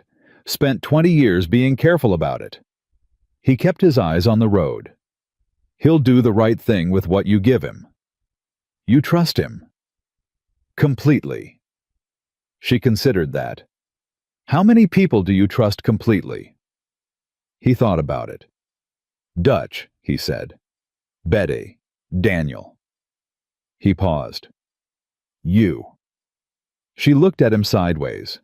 He was watching the road, and he felt the look more than he saw it. That's a short list, she said. Quality over quantity, he said. She almost laughed. He heard it, that breath of sound she made when something surprised her into amusement. He'd come to listen for it. He wasn't examining that too closely. They were 2 hours south of Pine Ridge when they stopped to water the horses at a creek, and that was when Eleanor opened the satchel. She'd had it with her every waking moment since Philadelphia. He'd never seen her open it, not once, in all the weeks she'd been on the ranch, had she opened that bag in front of anyone. She took out what she needed, a sealed envelope she'd prepared the night before, thick with documents tied with cord and sealed with wax. She held it in both hands for a moment. 6 months. She said to the envelope more than to him. 6 months I carried this, and told myself it was safety. She looked up. It wasn't safety. It was a chain. Just one I'd put on myself.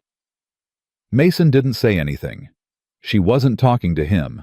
Not really, she was talking to herself, working something through that needed to be worked through. She put the envelope back in the satchel and closed it. All right, she said. Let's go. No. Daniel Cross was a compact, precise man with reading glasses and an office that looked like a controlled landslide of documents. He had the manner of someone who had heard a great many things and was not surprised by any of them, and when Mason walked in and said, "I need you to hear something," he took off his glasses and said, "Sit down," and meant it. Eleanor told him everything. She was organized and sequential, and she did not editorialize. She laid out the structure. Whitmore Aldrich. The arrangement the land grants the payments to the territorial commissioner in Denver. And she produced the documents, one by one from the envelope, with the methodical efficiency of a woman who had organized her case before she'd arrived. Cross did not interrupt. He read each document as she produced it. His face gave nothing away, which Mason recognized as the face of a man who had been in the law long enough to know that his reaction was a form of power, and he wasn't going to hand it out cheaply. When Eleanor finished, Cross picked up the last document and held it for a moment. Then he set it down. "Mrs. Cole," he said, "how many people know you have these?" "My husband," she said, "and one other person who came to me of his own accord." "Aldrich's son," Mason said. Cross looked at Mason. "He's volunteering." "He's done with the arrangement," Mason said. "Whether he'll stand up formally." He shrugged. "He will," Eleanor said. Both men looked at her. "He came 1,200 miles to tell me the truth when he didn't have to," she said. "He'll stand up." Cross took his glasses off and cleaned them, which Mason knew was something Daniel Cross did when he was thinking very fast and needed somewhere to put his hands. If these documents are what they appear to be, and they appear to be exactly what they appear to be, we are looking at violations of the Federal Land Grant Act, bribery of a territorial official, and conspiracy to defraud the federal government of contracted survey rights. He put his glasses back on. "Mrs. Cole, I need to ask you something directly." "Ask it," she said. "Your father's name is on these documents. Whatever comes next, his name will be in a federal inquiry. There is no way to limit that." He looked at her over his glasses. "Is that something you've made peace with?" Eleanor sat with that question for a moment. Mason sat beside her and did not move. "My father," she said slowly, "is not a man who will be destroyed by this. He has enough money, enough lawyers, enough influence, that a federal inquiry will cost him significantly, but not absolutely." She looked at Cross. "I'm not trying to destroy him. I'm trying to make it so that destroying me stops being worth his time." She held the lawyer's gaze. "What I want is for this to be in the hands of someone he can't buy, so that he has to weigh what it costs him to keep coming after us against what it costs him if these documents are examined further.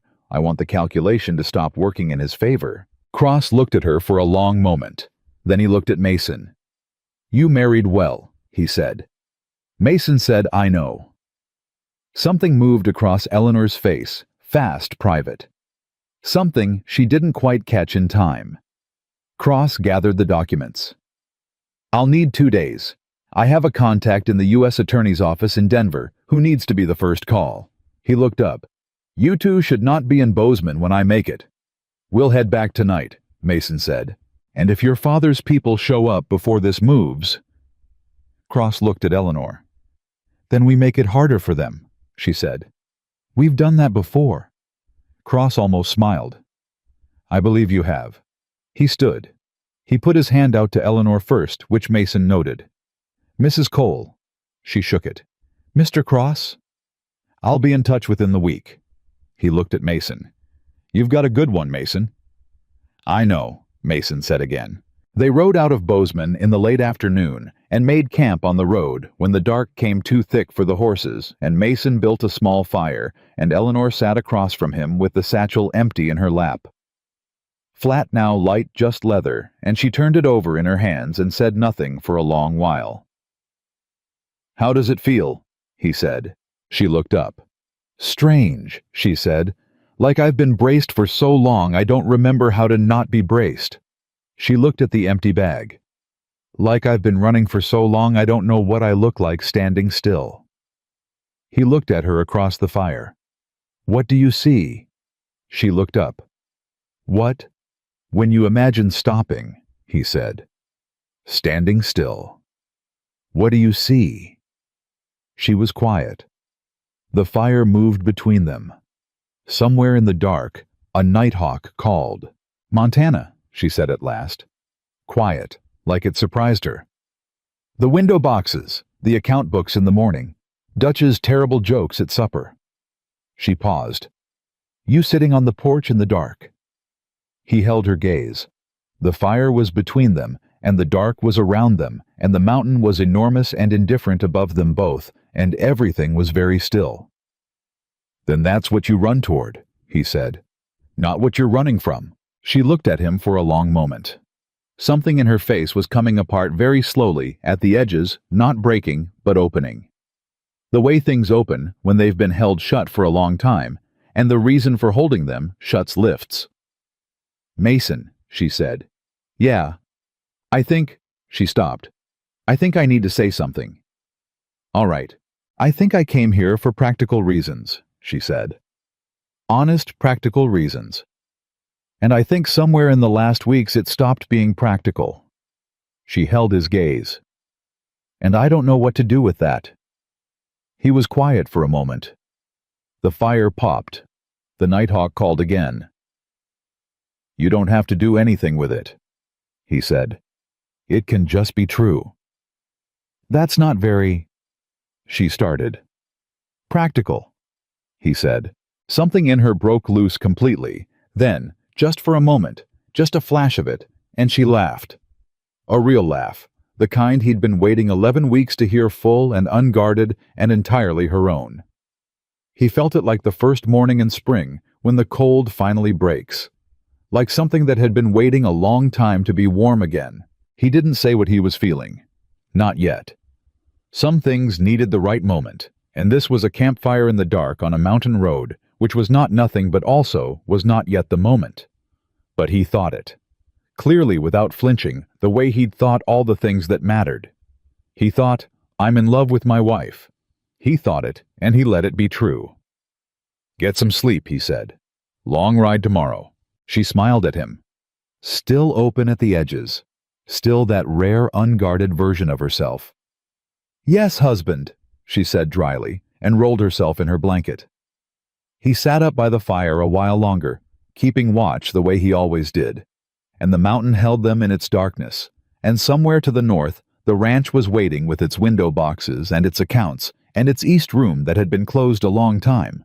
And Mason Cole sat by his fire and thought about running toward things, about how different it felt from running away. They got back to the ranch the next morning to find Dutch standing in the yard with his arms crossed and a look on his face that meant something had happened while they were gone. Federal Marshal was here, Dutch said before Mason had even climbed down from his horse. Yesterday afternoon, name of Garrett, said he'd come back. Mason and Eleanor looked at each other. That was fast, Eleanor said. Cross moves quick when he has reason to, Mason said.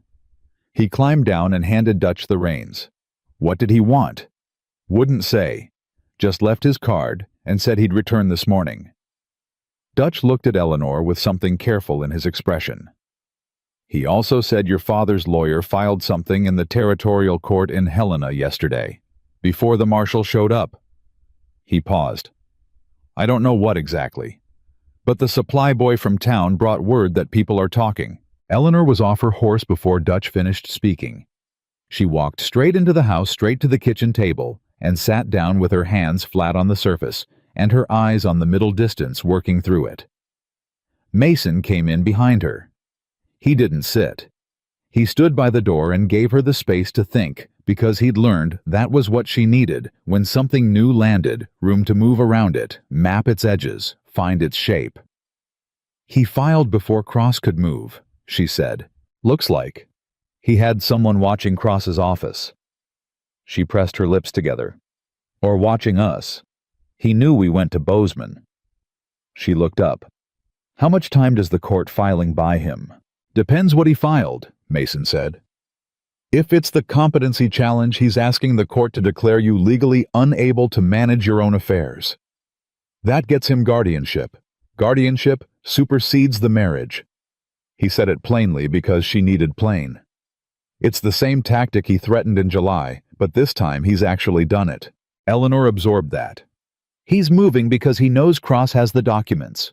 He's trying to get legal control of me before a federal inquiry can establish that I acted in good faith. If you're declared incompetent, anything you took from his study becomes property taken by someone who can't be held legally responsible for it. Mason came to the table and sat down across from her. It also means anything you say in a legal proceeding can be challenged on the basis of your capacity. He's trying to silence me before I can speak, she said. Yes. She was quiet for a moment. Just a moment. Then she sat up straighter and her jaw set in that particular way it set when she was done processing and had arrived somewhere. Then I need to speak first, she said. Marshal Garrett arrived at 9 in the morning, as Dutch had said he would. He was a lean, weathered man in his 40s with a federal badge and the economical manners of someone who'd spent 20 years dealing with complicated situations and had stopped being surprised by any of them. He shook Mason's hand and tipped his hat to Eleanor and accepted coffee, and he sat at the kitchen table and laid out what he knew in the same unhurried way he probably laid everything out. Daniel Cross had contacted the U.S. Attorney's Office in Denver. The U.S. Attorney had contacted the Department of the Interior, which had jurisdiction over federal land grants. The department had assigned Garrett to establish initial contact with the parties involved and to secure any documentary evidence pending a formal inquiry. The documents you provided to Mr. Cross, Garrett said to Eleanor, are now in federal custody. That protects them and you. He looked at her steadily. It also means they're out of your hands. You understand that? I understand it, she said. There's a complication. Garrett set down his coffee cup. Your father's attorney filed a petition for conservatorship in the territorial court in Helena yesterday at 4 o'clock. Judge Alderman has accepted it for hearing. Alderman, Mason said. Garrett looked at him. You know him. Know of him, Mason said. His name appeared in the Helena paper 2 years ago in connection with a land dispute. He ruled in favor of the Northern Rail interest. He held Garrett's gaze. Against a homesteader who had a strong case. Garrett's expression didn't change, but something behind his eyes did. I'll note that, he said. The hearing, Eleanor said. When? 3 weeks from Thursday. Can it be challenged, the jurisdiction? A competency petition under territorial law sits with the territorial court, Garrett said. The federal inquiry doesn't automatically supersede it. They're parallel proceedings. He looked at her directly. Mrs. Cole, I need to tell you something honestly. The federal case is strong. Given what's in those documents, your father and Aldrich Sr. are looking at significant federal exposure. But that process takes time, months, possibly more than a year before formal charges. The territorial hearing is in 3 weeks. He paused. If Judge Alderman rules against you before the federal case is established, it creates a legal situation that becomes complicated to unwind. The kitchen was very quiet. He's saying the hearing matters, Mason said. The hearing matters enormously, Garrett said. If she goes into that hearing without strong representation and the judge is, he chose his word, predisposed, the outcome may not reflect the facts. Eleanor looked at Garrett. Are you telling me to be afraid? I'm telling you to be prepared, he said. There's a difference. She nodded slowly. Then she said, is Thomas Aldrich's willingness to testify something the federal inquiry knows about? Garrett's eyebrows moved slightly. We were not aware of that. He came to us, Mason said. Voluntarily. He repudiated the arrangement. Garrett reached into his coat for a notebook. I'll need to speak with him. He's in Bozeman, Eleanor said. Staying at the Grand Hotel. He told me himself. Garrett wrote that down. He closed the notebook and looked at Eleanor with something that was close to respect. You're well organized for someone who's been managing this alone. I haven't been alone, she said. She said it simply without looking at Mason, and Mason felt it land in his chest, the way things landed there, now cleanly without resistance. The lawyer's name was James Whitfield, and Dutch had recommended him, which meant Mason trusted him on instinct before the man had said a single word. Whitfield was 60. Heavyset, with the deliberate manner of someone who had stopped moving fast 30 years ago and found that moving slowly got better results. He arrived at the ranch 2 days after Garrett's visit, listened to Eleanor for 2 hours without interrupting, and then sat back in his chair and said, They're going to call witnesses. What kind of witnesses? Eleanor said. Character witnesses. People who will testify that your behavior has been erratic, irrational, potentially delusional. He looked at her over his glasses. Has your behavior in anyone's presence since you arrived in Montana been anything that could be characterized that way? No, Eleanor said. Whitfield looked at Mason. No, Mason said.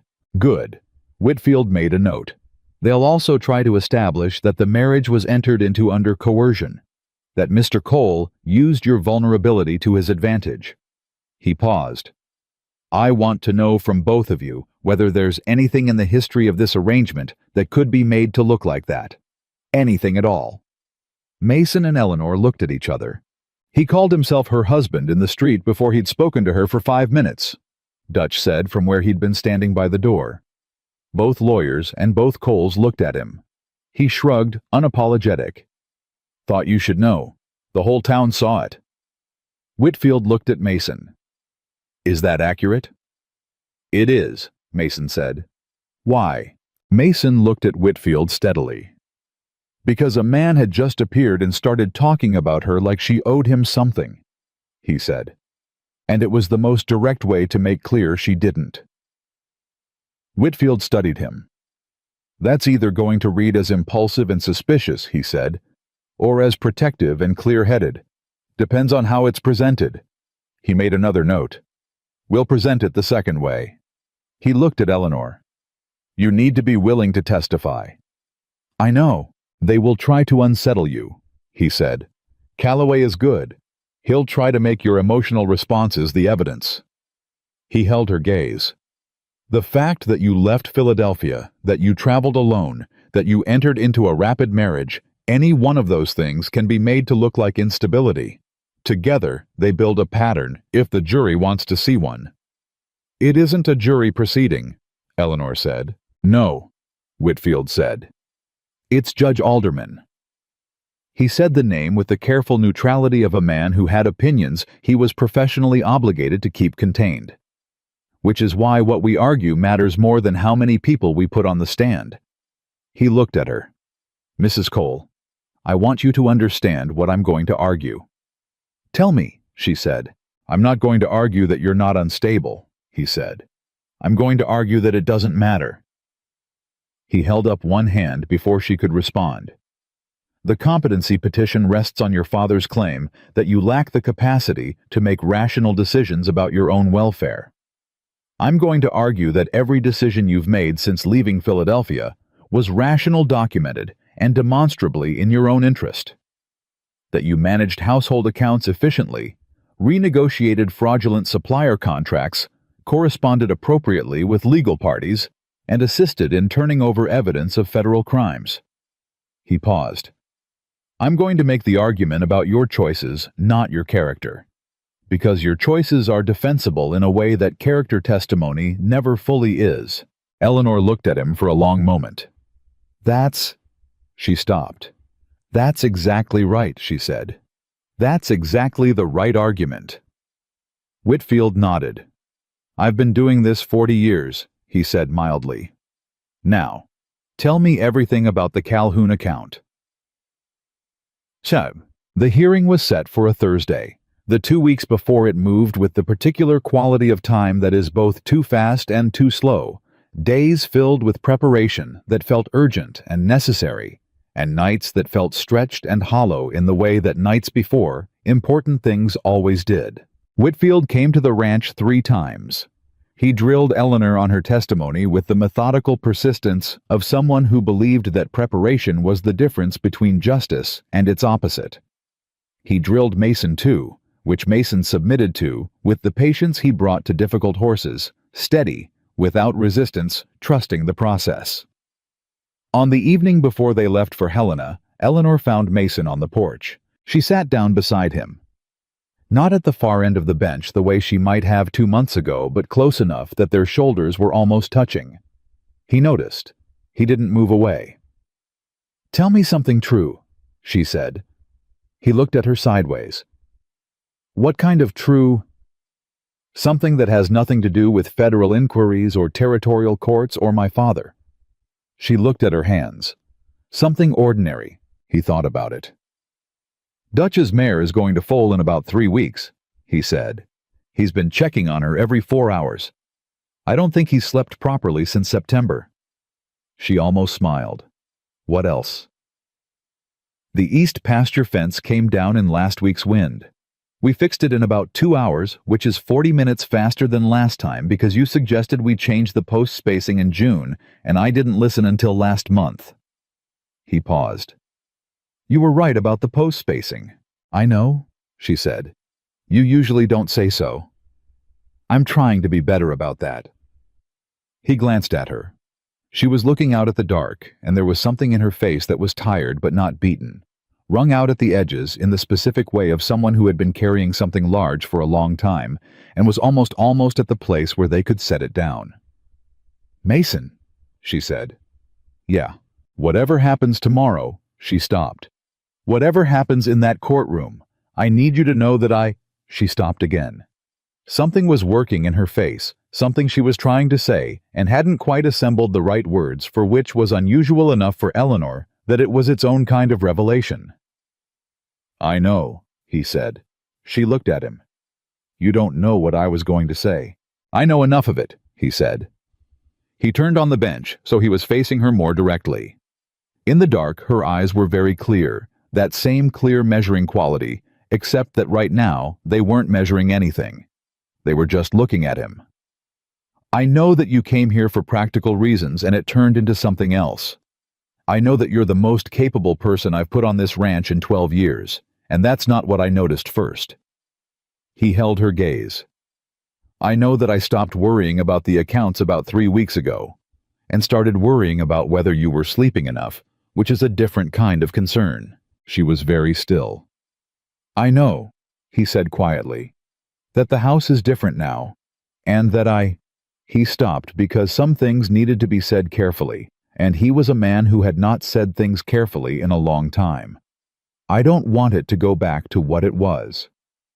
Mason, she said, very quiet. You don't have to say anything, he said. Not tonight, not before all of this. I just wanted you to know where I stood. She looked at him for a long moment.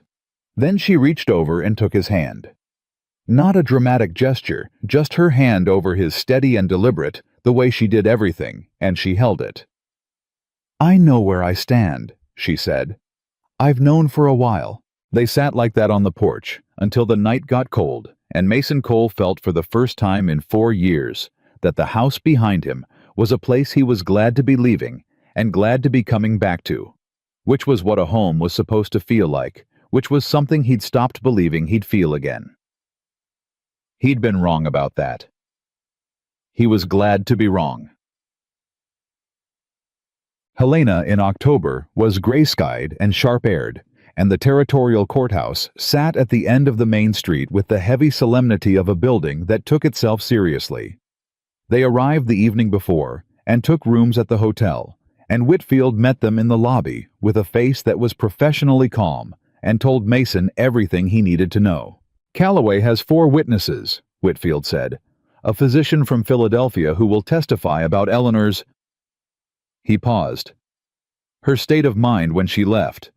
A woman who knew her socially, who will speak to certain behavior at a social function 2 years ago. Harold Percy, who was present in Pine Ridge." He paused again. "And Clarence Whitmore." Eleanor beside Mason didn't move. "Her father is testifying," Mason said. "He's the petitioner's primary witness," Whitfield said. "His testimony will be that Eleanor's behavior has been irrational since I stopped doing what he wanted," Eleanor said. Her voice was even. "Since I stopped being useful in the way he needed me to be useful." Whitfield looked at her. "Yes," he said, "that's what his testimony will amount to, and that is exactly how I intend to reframe it." He held her gaze. "But you need to be ready to be in the same room as him, ready for him to say difficult things on the stand." "I've been in rooms with my father my whole life," Eleanor said. "I know how to be in a room with him." "This is different," Whitfield said. "I know," she said, "but I'm still ready." Whitfield looked at Mason. Mason gave him a small nod that said she means it. Whitfield nodded back. "Get some sleep," he said. "Both of you." Neither of them did particularly. But morning came anyway the way it always did, indifferent to whether you were ready. The courtroom was smaller than Eleanor had expected, and more formal than the ranch had prepared her for. She walked in beside Mason and felt the particular quality of a room that contained people who had opinions about her before she'd opened her mouth, and she did what she always did with rooms like that. She assessed it, mapped it, and walked through it with her chin level and her back straight. Calloway was already at the plaintiff's table. He was a smooth man, mid-40s, with the careful grooming of someone who understood that appearance was argument. He watched Eleanor take her seat with the focused attention of an opponent making final calculations. Her father sat behind him. He met Eleanor's eyes when she came in.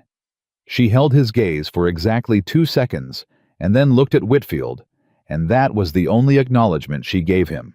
Judge Alderman was 60-something with a face that revealed very little, and a manner that revealed slightly more the manner of a man who had already formed preliminary opinions and was waiting to see if you'd change them. Not hostile, not friendly, watchful. Calloway opened with what Whitfield had predicted, a methodical construction of a narrative in which a young woman of delicate temperament had made impulsive decisions under stress, had entered into an irregular arrangement with a stranger, and had placed herself in a situation in which she was not equipped to manage her own interests. He was good. Mason sat beside Eleanor and listened to a version of her that he did not recognize, assembled piece by piece out of true facts rearranged to mean something they didn't mean, and he kept his hands flat on his knees and his face even. Eleanor watched Calloway with the expression of someone watching a process they understand and are not alarmed by. When Calloway finished his opening, Whitfield stood. "Your Honor," he said, "I intend to demonstrate that Mrs. Cole's decisions since leaving Philadelphia have been rational, deliberate, and consistently in her own interest. That she managed financial operations more effectively than they had been managed previously. That she identified and corrected fraudulent business practices. That she provided material assistance to a federal inquiry into crimes of significant public importance." He paused. "And that her father's petition is not about her welfare, but about his." Alderman looked at Whitfield over his glasses. Something shifted in the watchful expression. He said, "Proceed." Calloway's physician was first. He testified that Eleanor had been, in his professional opinion, in a state of significant emotional distress in the months prior to her departure. Whitfield's cross-examination was brief and surgical. Doctor, did Mrs. Cole ever harm herself or anyone else during the period you observed her? No, but did she fail to fulfill her social or professional obligations? There were incidents of it, yes or no, doctor? No. Did she express beliefs that were disconnected from reality? A pause. Not precisely, but thank you. The social acquaintance was next. She testified about an incident at a dinner party. Eleanor had argued with her father in front of guests, had raised her voice, had been asked to leave the room. Whitfield looked at his notes. Mrs. Harrington, did Mrs. Cole argue with her father about something specific? It was, yes, there was a disagreement. What was the disagreement about? Calloway was on his feet. Objection. Relevance. Whitfield turned to the judge. It is entirely relevant, Your Honor, whether the substance of Mrs. Cole's argument was rational. Alderman looked at the witness. Answer the question. Mrs. Harrington looked uncomfortable. It was about Mr. Whitmore had announced the engagement at the dinner without... She stopped. Without informing his daughter in advance, Whitfield said. Yes. So Mrs. Cole argued with her father about an engagement she had not been informed of and had not agreed to. Whitfield paused. Is that the incident you characterized as evidence of instability? The silence that followed was its own answer. Percy was next. He testified to Eleanor's behavior in Pine Ridge, arriving alone, the encounter with Mason, her manner. Whitfield established through careful questioning that Percy had been sent specifically to intercept Eleanor, that he had no independent reason to be in Montana, and that his observations were those of a man employed to bring her back. Mr. Percy, you work for Clarence Whitmore. I do. And Mr. Whitmore sent you to Pine Ridge to find his daughter, to locate her and ensure her safe. He sent you to bring her back. To assist her in returning, Mr. Percy. Whitfield's voice was mild. Did Mrs. Cole express a desire to return with you? She was. Did she say yes or no? No, Percy said. Thank you. Then Clarence Whitmore took the stand. Eleanor sat very still. Mason reached under the table and put his hand over hers briefly, and she turned her hand over and gripped his once and then let go. Whitmore testified in the composed, measured manner of a man who had given depositions before and understood that the witness stand was its own kind of negotiation. He spoke about his daughter with what appeared to be genuine concern about her distress, her impulsiveness, his fear for her safety. He was, Mason thought, a better witness than he'd expected because some of the concern was real. The man did love his daughter in his particular, complicated, proprietary way. Whitfield let him speak. Let Calloway walk him through the full account. Then Whitfield stood. Mr. Whitmore, you are asking this court to grant you conservatorship of your daughter. I'm asking the court to ensure her welfare. Conservatorship, Whitfield said. The legal right to make decisions about her life and property on her behalf. Is that what you're asking for? If that's what's required, yes or no? Yes, Whitmore said. And if that conservatorship were granted, you would have the legal authority to dissolve her marriage. If that were in her best, yes or no? Whitmore's jaw tightened. Potentially, yes. You would also have the authority to determine where she lives. Yes. And with whom? Yes. And you would have authority over any documents she holds or controls. A pause, a fraction longer than the others. Yes, Whitmore said, including documents she may have removed from your home before leaving Philadelphia. The courtroom went very quiet. Calloway was rising. Whitmore's expression, contained until this moment, shifted into something tight and warning. Whitfield moved before Calloway could speak. Your Honor, I'd like to submit to the record a letter from the U.S. Attorney's Office in Denver dated 4 days ago, establishing that documents provided by Mrs. Cole have been accepted as evidence in a pending federal inquiry. He held out the papers. The clerk took them. Alderman took them. Calloway's objection died half-formed. Alderman read the letter. He read it twice. Then he looked at Whitmore on the stand with an expression that had changed from watchful to something more specific. Mr. Whitmore, Alderman said, and his voice had changed too. I'd like to understand something. The documents the federal government has accepted into evidence your daughter provided those.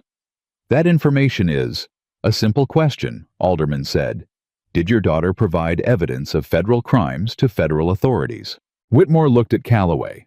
Calloway had nothing to give him. She provided certain documents, Whitmore said carefully, whose contents are disputed. The U.S. Attorney does not appear to find them disputed, Alderman said. He set the letter down. Continue, Mr. Whitfield. Whitfield turned back to Whitmore. Mr. Whitmore, your daughter left Philadelphia, traveled alone to Montana, entered into a marriage-corrected fraudulent business practices at her husband's ranch, identified and reported violations of federal law, and cooperated fully with a federal inquiry. He paused. In your view, these are the actions of someone who lacks the capacity to manage her own affairs. The silence stretched. She acted without consulting, Whitmore started.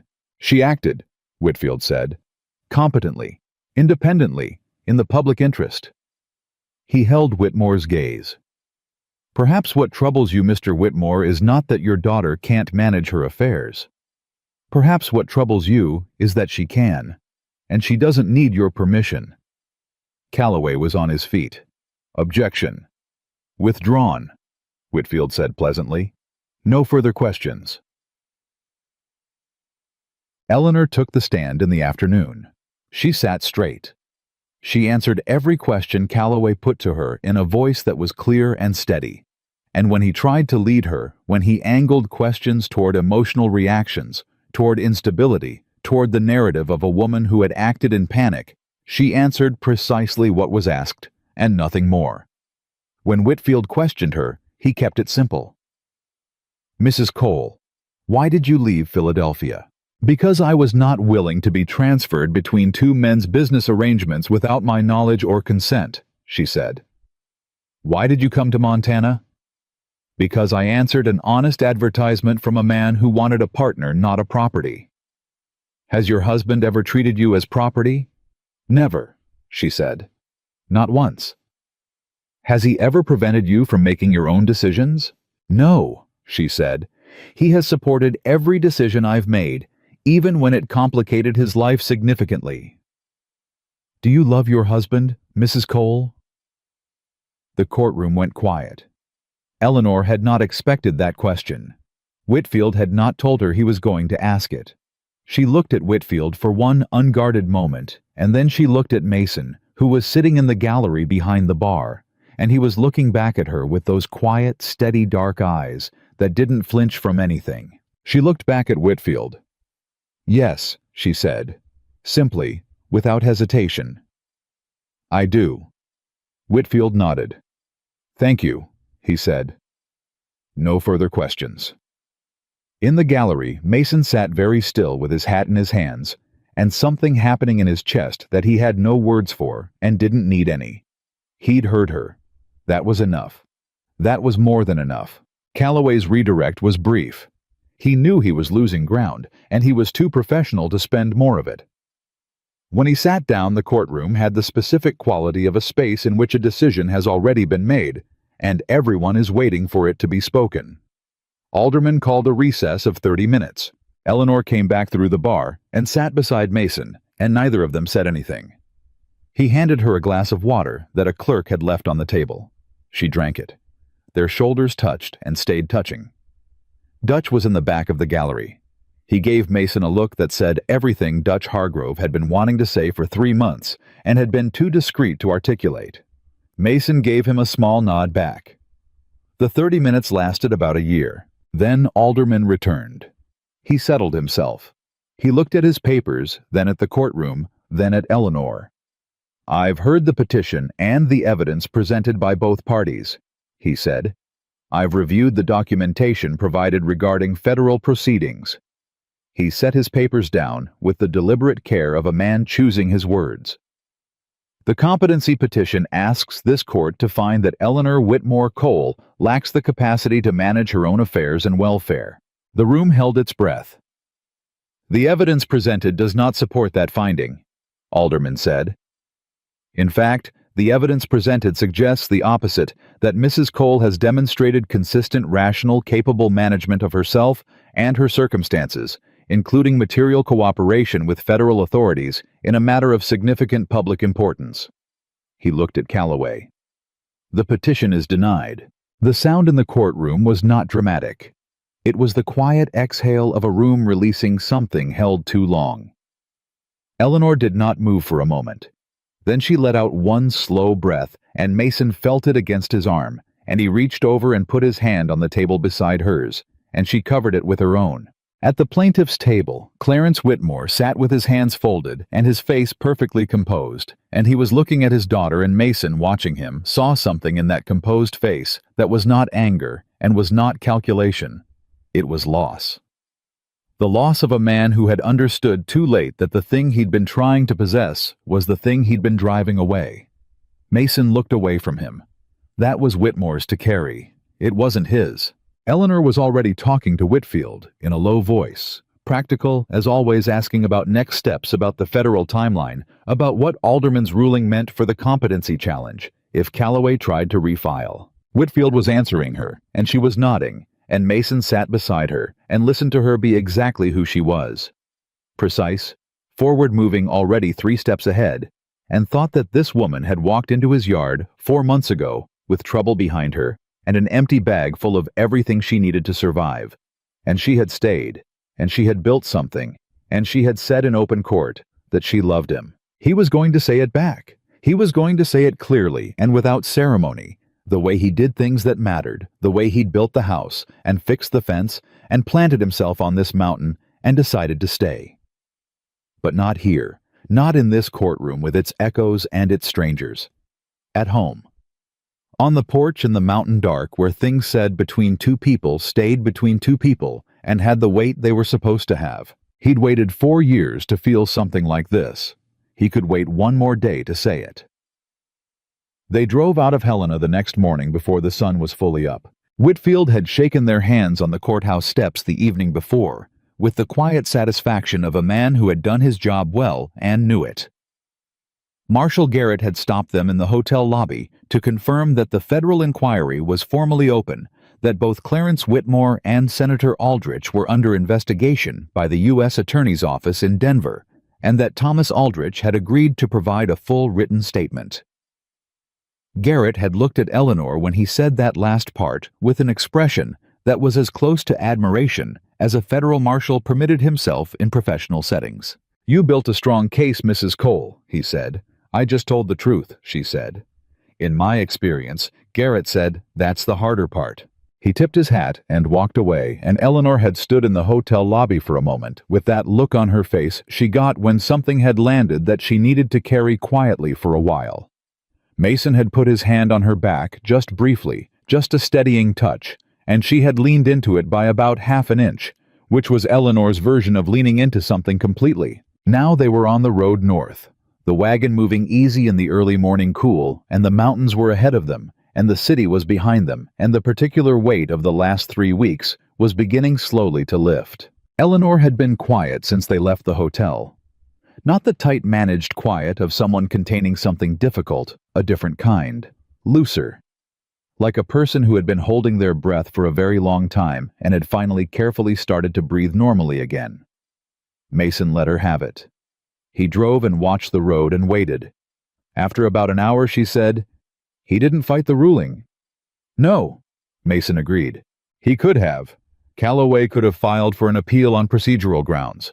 They had time before Alderman left the bench." She looked at her hands in her lap. "He didn't." "I know." "Why do you think—" Mason considered that honestly. "I think he looked at those documents Whitfield submitted from the U.S. Attorney," he said, "and he understood that if he pushed further, the federal case becomes the story instead of the competency petition. And the federal case has his name in it in ways he can't control." He paused. "A man like your father doesn't fold. But he knows when to stop spending resources on a position he can't hold." Eleanor was quiet for a moment. "That's part of it," she said. "The calculation part." She paused again. "But I think there was something else." He waited. "He looked at me on the stand," she said, "when Whitfield asked if I loved you. He was looking at my face when I answered." She turned the thought over carefully, the way she turned everything over. He looked like a man who had just understood something he should have understood a long time ago. She looked at the road ahead. "I don't think he knows what to do with that." "Probably not," Mason said. "He's not going to become a different man," she said. "Not bitter, just clear. He's going to manage this the way he manages everything. He'll renegotiate with Aldrich, find another arrangement, rebuild what he can. He'll send Percy to monitor the federal proceedings and Calloway to limit the damage." She paused. "But I think he might leave us alone." "You sound almost sorry about it," Mason said. She looked at him sharply. Then slowly the sharpness softened into something more complicated. "He's my father," she said. "I spent 27 years wanting him to see me as a person. That doesn't—" She stopped. "It doesn't switch off because he finally did." "No," Mason said. "It doesn't." She looked at him. "Does that make sense?" "Makes complete sense," he said. "You can be done with what someone did to you and still grieve what they couldn't be." He kept his eyes on the road. Those two things don't cancel each other out. She watched his profile for a moment. "You know that from experience," she said. "Rachel's mother," he said. "Blamed me for a long time after. Couldn't blame the fever, so she blamed what was near." He was quiet a beat. "Eventually I stopped being angry at her for it. Didn't mean I stopped feeling what she'd done. Both things just lived in the same place." Eleanor sat with that. "I didn't know about her mother. Never came up," he said. "Not something I talk about much." "No," she said, and then carefully, "You can, though, if you want. Talk about things." She paused. "I'd like to know about Rachel. If that's not—" "It's all right," he said. He said it and meant it, which surprised him slightly. 4 months ago, the subject had been a door he kept shut. Now it was just a room in the house, one he didn't go into every day, but that was part of the house nonetheless. She was practical too in her way, but warm with it. She could make a whole room full of people feel like they were each the most important person in it. He paused. "She would have liked you." Eleanor looked at him. "She'd have driven you a little crazy too," he said. "She was loud about her opinions. You would have argued." The corner of his mouth moved. "I'd have enjoyed that." Eleanor made a sound that was somewhere between a laugh and something more tender. "I would have liked her," she said. "I know," he said. They rode for a while without talking, and it was the best kind of quiet, the kind that had everything in it and didn't need adding to. They came home in the late afternoon, and Dutch was in the yard before the wagon had fully stopped. He didn't say anything. He looked at Mason's face and then at Eleanor's, and he nodded once, a short, sharp nod, and that was his version of celebration. Then he took the horses and said over his shoulder, "Bet made a roast. There's enough for 4 and then some," and walked them toward the barn. Bet was in the kitchen when they came in, and she looked at Eleanor and immediately crossed the room and took both her hands and looked at her face, and whatever she saw there made her squeeze those hands hard and say, "Good," with a ferocity that was entirely Bet Hargrove and entirely what Eleanor needed in that moment. Eleanor squeezed back. "Good," she agreed. They ate around the kitchen table, the 4 of them, and Dutch made terrible jokes, and Bet talked about the mare who was going to foal any day now, and Mason ate more than he'd eaten in 3 weeks, because the tension of the last month had been sitting between his shoulders and his appetite, and was now finally gone. Eleanor ate steadily and talked with Bet about the lavender in the window boxes, which had apparently done something Dutch considered significant while they were in Helena. "Came up all the way," Dutch said. "Full bloom. Front of the house looks different." Eleanor looked at Mason. Mason looked at Eleanor. "Told you they were hardy," she said. "You were right," he said. For what was probably the 12th time since July, and he meant it every time. After supper, Dutch and Bet went home, and the house settled into its nighttime quiet, and Eleanor was at the table with her hands wrapped around a cup of tea, not looking at the accounts, just sitting, which she rarely did. Sitting without a purpose, except to be still. Mason stood by the door for a moment. Then he said, "Come outside." She looked up. "The porch?" he said. "There's something I want to say, and I'd rather say it out there." She held his gaze for one searching moment. Then she set down her cup and followed him. The night was clear and cold, the way October nights on the mountain were clear and cold, absolute, with stars that had no competition, and a silence that had weight. They stood on the porch, and Mason could see the window boxes in the dark, and Dutch was right that they looked different. And he thought about Rachel's marigolds, and Eleanor's lavender, and how the same boxes could hold different things, and still be the same boxes, and still be on the same porch of the same house, and how that was not a contradiction. He turned to face her. She was watching him with those clear eyes that didn't flinch from anything, and there was something in them that knew what was coming, or close to it, and wasn't moving away. "I heard what you said in court," he said, "when Whitfield asked you." "I know you did," she said quietly. "I didn't ask him to ask it," he said. "Just want you to know that. What you said was yours. I didn't arrange for it." "I know," she said. "He surprised me too." "Did you mean it?" She looked at him steadily. "Mason," she said, "I have spent the last 4 months watching you refuse $30,000, put yourself between me and every person my father sent, tell the truth in a courtroom about marrying me because you were lonely, and then sit beside me while I said I loved you without flinching." She paused. "Yes, I meant it." He was quiet for a moment, just holding that, letting it be real. "I'm not good at—" he started. "I know," she said. "I don't say things the way some men say things. I know. But I want to say this clearly," he said, "so there's no question about it later." He looked at her in the dark, at the woman who had stepped off a stagecoach in July, with trouble behind her, and had in 4 months made his house into a home, and his accounts into a working operation, and his evenings into something he looked forward to, instead of just survived.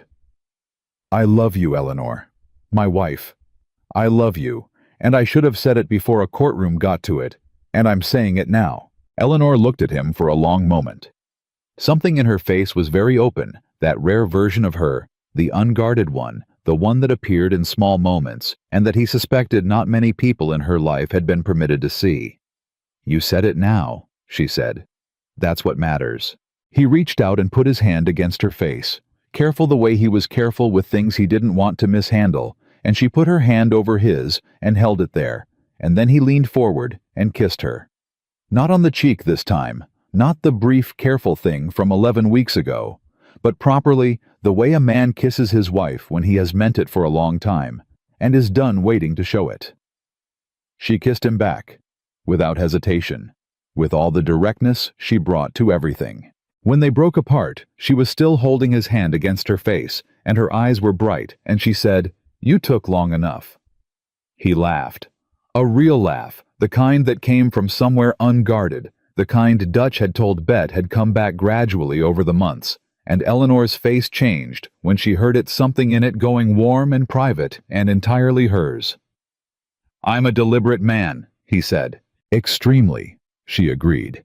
And she was smiling fully properly, not the almost smile she usually permitted herself, and it did something to his chest that he was done trying to categorize. They stood on the porch a while longer, and the mountain held them in its dark and its cold, and its enormous indifference to the affairs of people, which was one of the things Mason had always loved about it. The mountain didn't care what you'd survived or how long it had taken you. It just held you up while you figured things out.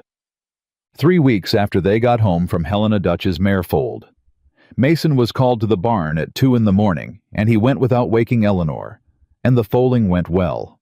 A healthy filly, dark as her mother, already trying to stand with that particular new creature's stubbornness that made Dutch grin like a man 20 years younger. "What'll you call her?" Mason said. Dutch looked at the filly. "Betty wants to call her something sensible," he said. "I want to call her Justice." He glanced at Mason sideways. Seems appropriate.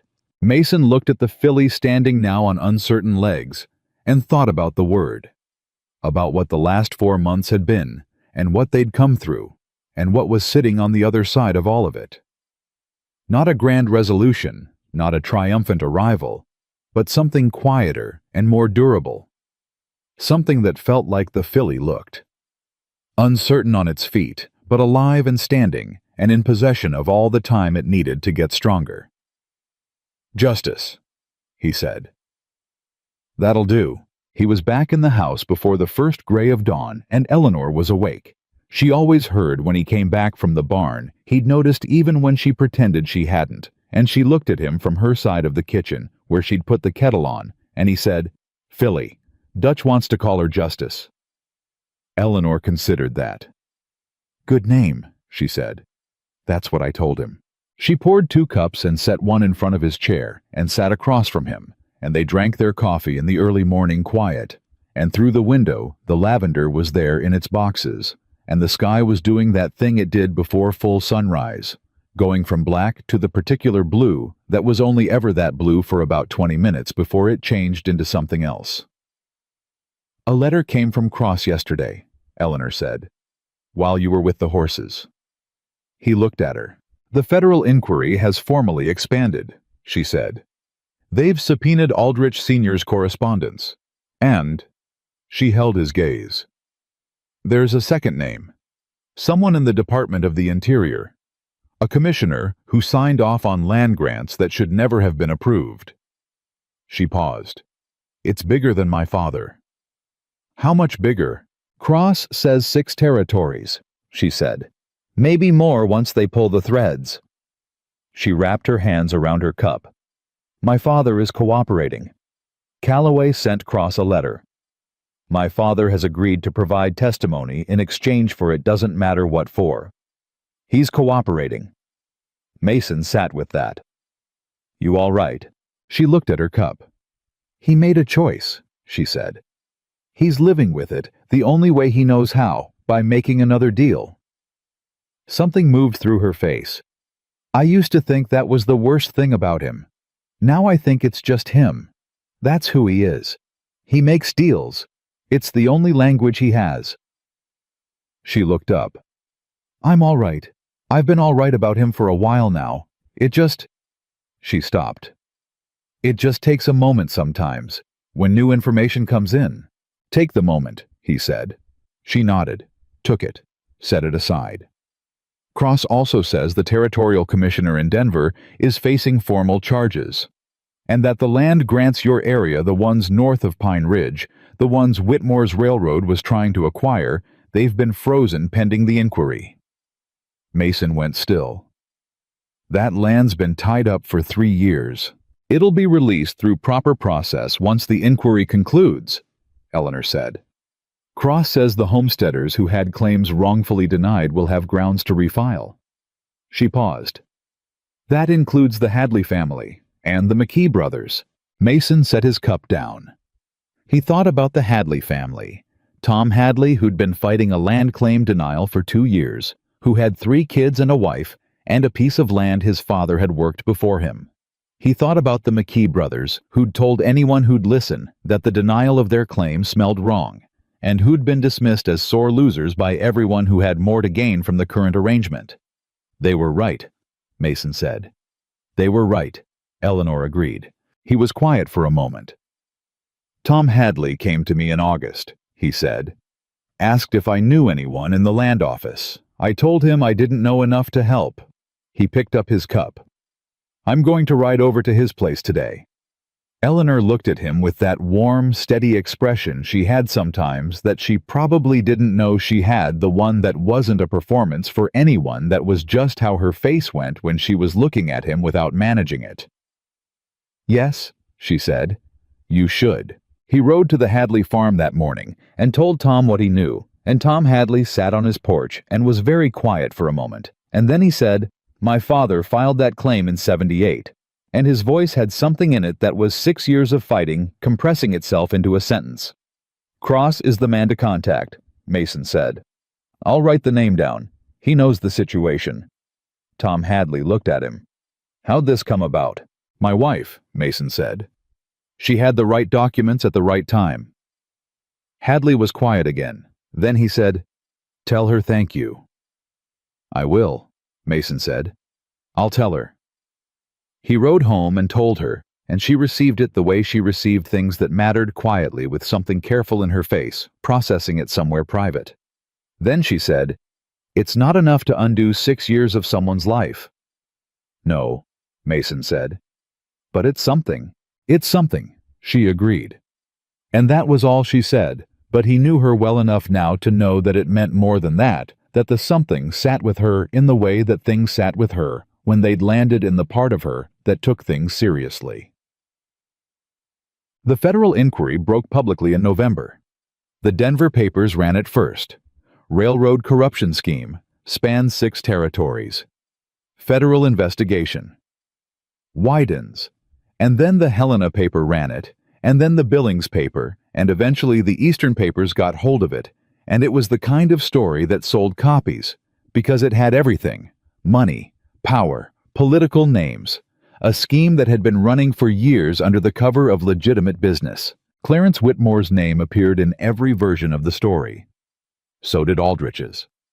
So did the commissioner from Denver. So did 6 other names Eleanor hadn't known when she'd first opened her father's study and started reading documents in the dark. The Pine Ridge Gazette ran a piece that mentioned Eleanor Cole by name as a key source of evidence for the federal inquiry. It was a short piece, factual, without the embroidered implications of the Helena article that had run in September. Mrs. Oakes cut it out and sent it up to the ranch with a jar of her winter preserves and a note that said simply, "Well done." Eleanor put the clipping in her account book between pages she looked at every day. Bet came up that weekend and sat at the kitchen table and looked at the clipping, and then looked at Eleanor with her particular quality of feeling, everything loudly, and said, "I'm so proud of you, I could burst." "Don't burst," Eleanor said. "I need you intact."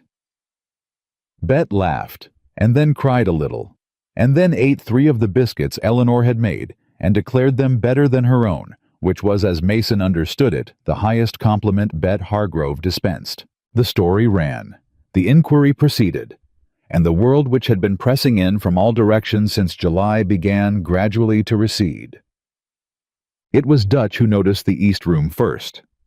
He came into the house one morning in late November to find Mason, and he stopped in the hallway because the door to the East Room was open, standing open, light coming through it from the window that caught the morning, and he stood there for a moment looking at it. Mason came out of the kitchen and saw Dutch standing there, looking at the open door. "Eleanor wanted more space," Mason said. "For the desk. The kitchen table's getting crowded with the new accounts." Dutch looked at him. Mason looked back. "All right," Dutch said. "Nothing else." But his face said everything else, and Mason let it say it because Dutch had been there when that door had closed and had never once pushed, and he'd earned the right to this moment. He went to find Eleanor, who was at the new desk in the East Room, in the morning light from the window, with a ledger open in front of her, and her hair loose the way it was sometimes in the mornings before she put it up, and she looked up when he came in. "Dutch saw the door," Mason said. "I know," she said. "I heard him stop." She looked at him with her clear, direct eyes. "Was that all right, opening it, I mean? It's your house, and I should have—" "It's our house," he said. She held his gaze. "Yes," she said. "It is." He came over to the desk and looked at what she was working on. The winter accounts projections for January and February, a comparison of this year's costs against last year's, a list of the 3 suppliers they'd added since September, who were honest and charged honest prices. She'd drawn lines in her careful, even hand, and the numbers were there in their columns, and everything added up to something that was going to be fine. "You're projecting a surplus," he said. "A modest one," she said.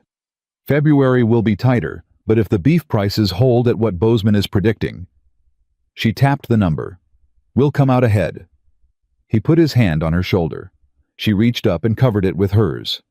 "First surplus in 3 years," he said. "I know," she said. "Dutch told me what it looked like before." She paused. "You weren't losing badly. You were losing slowly, which is almost worse because it's harder to see. I was spending time on the wrong things, he said. Didn't have anyone to tell me that. She tilted her head back and looked up at him. You have someone now, she said. I do, he said. And he said it the way he said things that were simply true and didn't need decorating. She turned back to the accounts. He stayed where he was, his hand on her shoulder, and looked at the morning light coming through the east window, the one she'd asked him about in their first week. The window that caught the morning, and thought about how a room could be closed and then opened, and both things could be true of the same room. How the closing hadn't erased what had been in it and the opening hadn't replaced it. How it was just a room now. His room, their room, part of the house. He went to work. She stayed at the desk. And through the morning, the sounds of the ranch went on around them. Dutch in the barn, the horses moving the small, ordinary sounds of a working place that was going to be all right. And none of it required anything dramatic of either of them. That was the thing about this life. It wasn't dramatic mostly. It was early mornings, and account books, and difficult horses, and cold winters, and the occasional crisis, and the slow, patient work of building something that held. It was a kind of happiness that didn't announce itself, that didn't arrive in a moment you could point to and say there, but that accumulated day by day, like good soil, dense and dark, and made of everything that had broken down and been absorbed and had become finally something that things could grow in. Chick-tick. December came with its first serious snow, which arrived 2 days before Christmas and stayed. They had Dutch and Bet for Christmas dinner, and 2 of the ranch hands who had nowhere else to go, and Reverend Haynes and his wife, who had married them, and to whom they both felt a complicated gratitude. The table was full, and the house was warm, and there was more food than the 8 of them could reasonably eat, some of which was Eleanor's doing, and some of which was Bet's, and some of which was the result of a competition between the 2 women that neither had officially acknowledged. After dinner, Mason and Dutch sat on the porch in the cold, their breath visible, and Dutch said, "She's good for this place." "I know," Mason said. "She's good for you." "I know that too." Dutch looked at him sideways. "You're going to stop saying I know to everything I say." "Probably not tonight," Mason said. Dutch made a sound that was his version of laughing.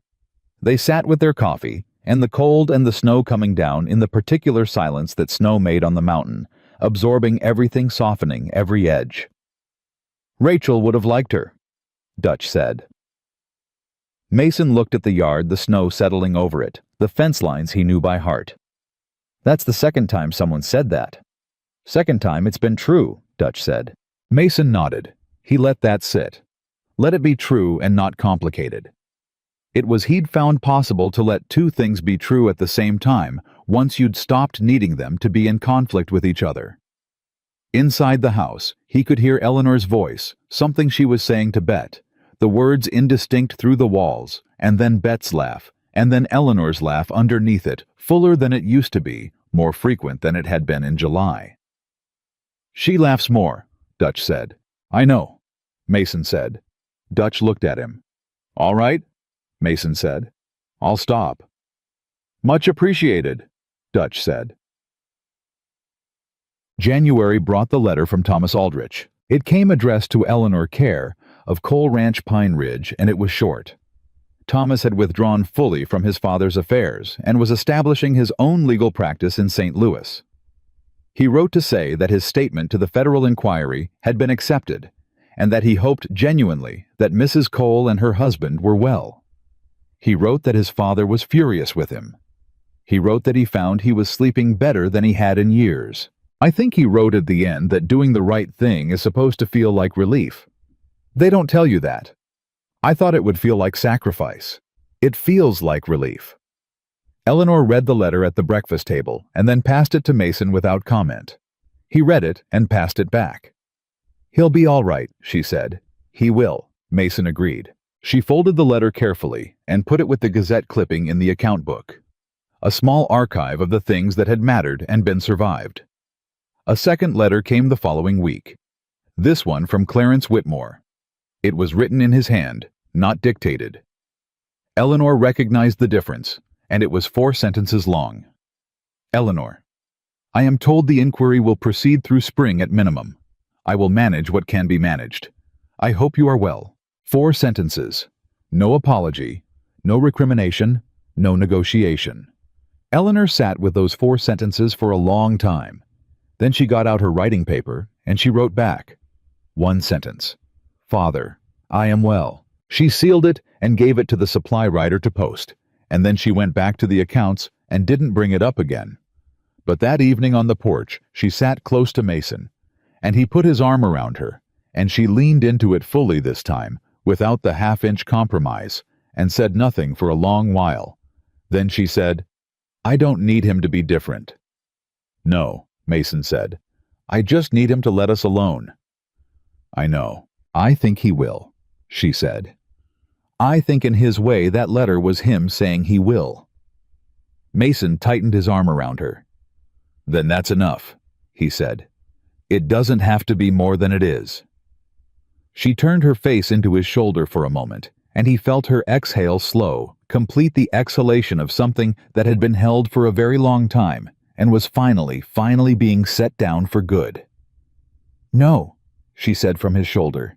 It doesn't. March came, and with it the first signs of the mountain coming back to life, and Eleanor started a vegetable garden on the south side of the house that she'd been planning on paper since January.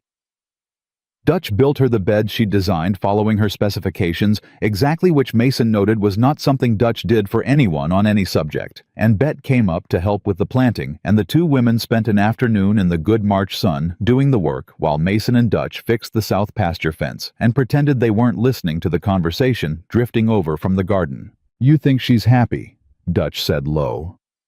Mason glanced over at Eleanor, who was laughing at something Bet had said, her hands in the dirt and her face turned up to the March sun.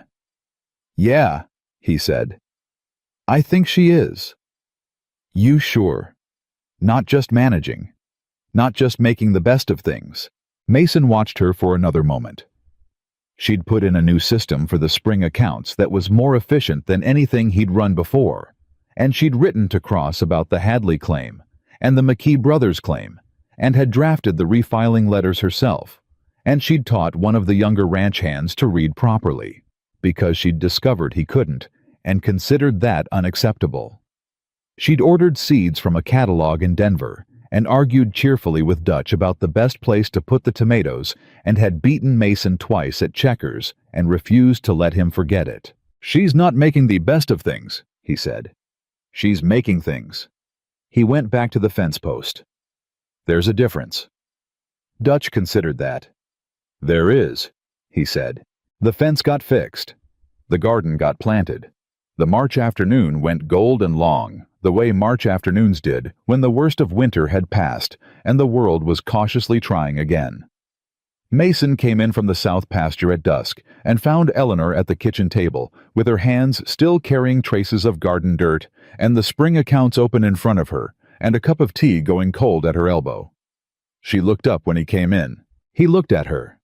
The woman who had stepped off a stagecoach 9 months ago in a town that didn't know her, carrying a bag full of documents and a past full of complications, looking at the exits. Who had sat across from her father and not flinched. Who had taken the stand in a territorial courthouse and said, I love you, in front of a room full of strangers without blinking. Who had opened the East Room door without being asked and planted lavender in the window boxes and found the fraud in the Calhoun contracts in the first night, and made his house into something he was glad to come back to every single day. Garden's in, he said. I know, she said. I put it in. You've got dirt on your ear, he said. She put her hand up and checked. Found it. Looked at her hand with the expression of someone who had lived in Philadelphia for 27 years and was still occasionally surprised by Montana. He crossed the kitchen, took the corner of the dish towel hanging on the rack, and wiped the dirt from her ear with the same careful, deliberate movement he applied to everything that mattered to him. She held still and let him, looking up at him with her clear eyes, and he thought, this is it. This is what he hadn't known he was missing. Not the grand gestures, he'd never been a man for those. Not the declarations, not the drama. Just this. A woman at his kitchen table with garden dirt on her ear, and accounts that added up, and a laugh he'd earned by being exactly who he was. He was glad for it. He was going to keep being glad for it. "Come eat," she said. "Yeah," he said. They ate supper at the table they'd eaten at together for 9 months, and the house was warm, and the mountain was outside, holding its long silence, and the window boxes had things growing in them, and the east room door stood open to let the morning light through, and Mason Cole looked at his wife across the table and thought that a man could spend a long time running from what he'd lost and miss entirely what was finding him. He'd been found. He intended to stay found. Eleanor looked up from her plate and caught him looking and said, "What? Nothing," he said. She studied him. "That's not a nothing face." "It's a grateful face," he said. "They look the same on me." She looked at him for a moment, that clear reading look that saw everything and managed nothing, and then something in her face went quietly and completely warm. "Yes," she said softly, "they do." Outside the Montana mountain held them the way it held everything, without opinion, without sentiment, with the absolute patience of something that has been standing long enough to know that people find their way if you give them enough time and enough sky.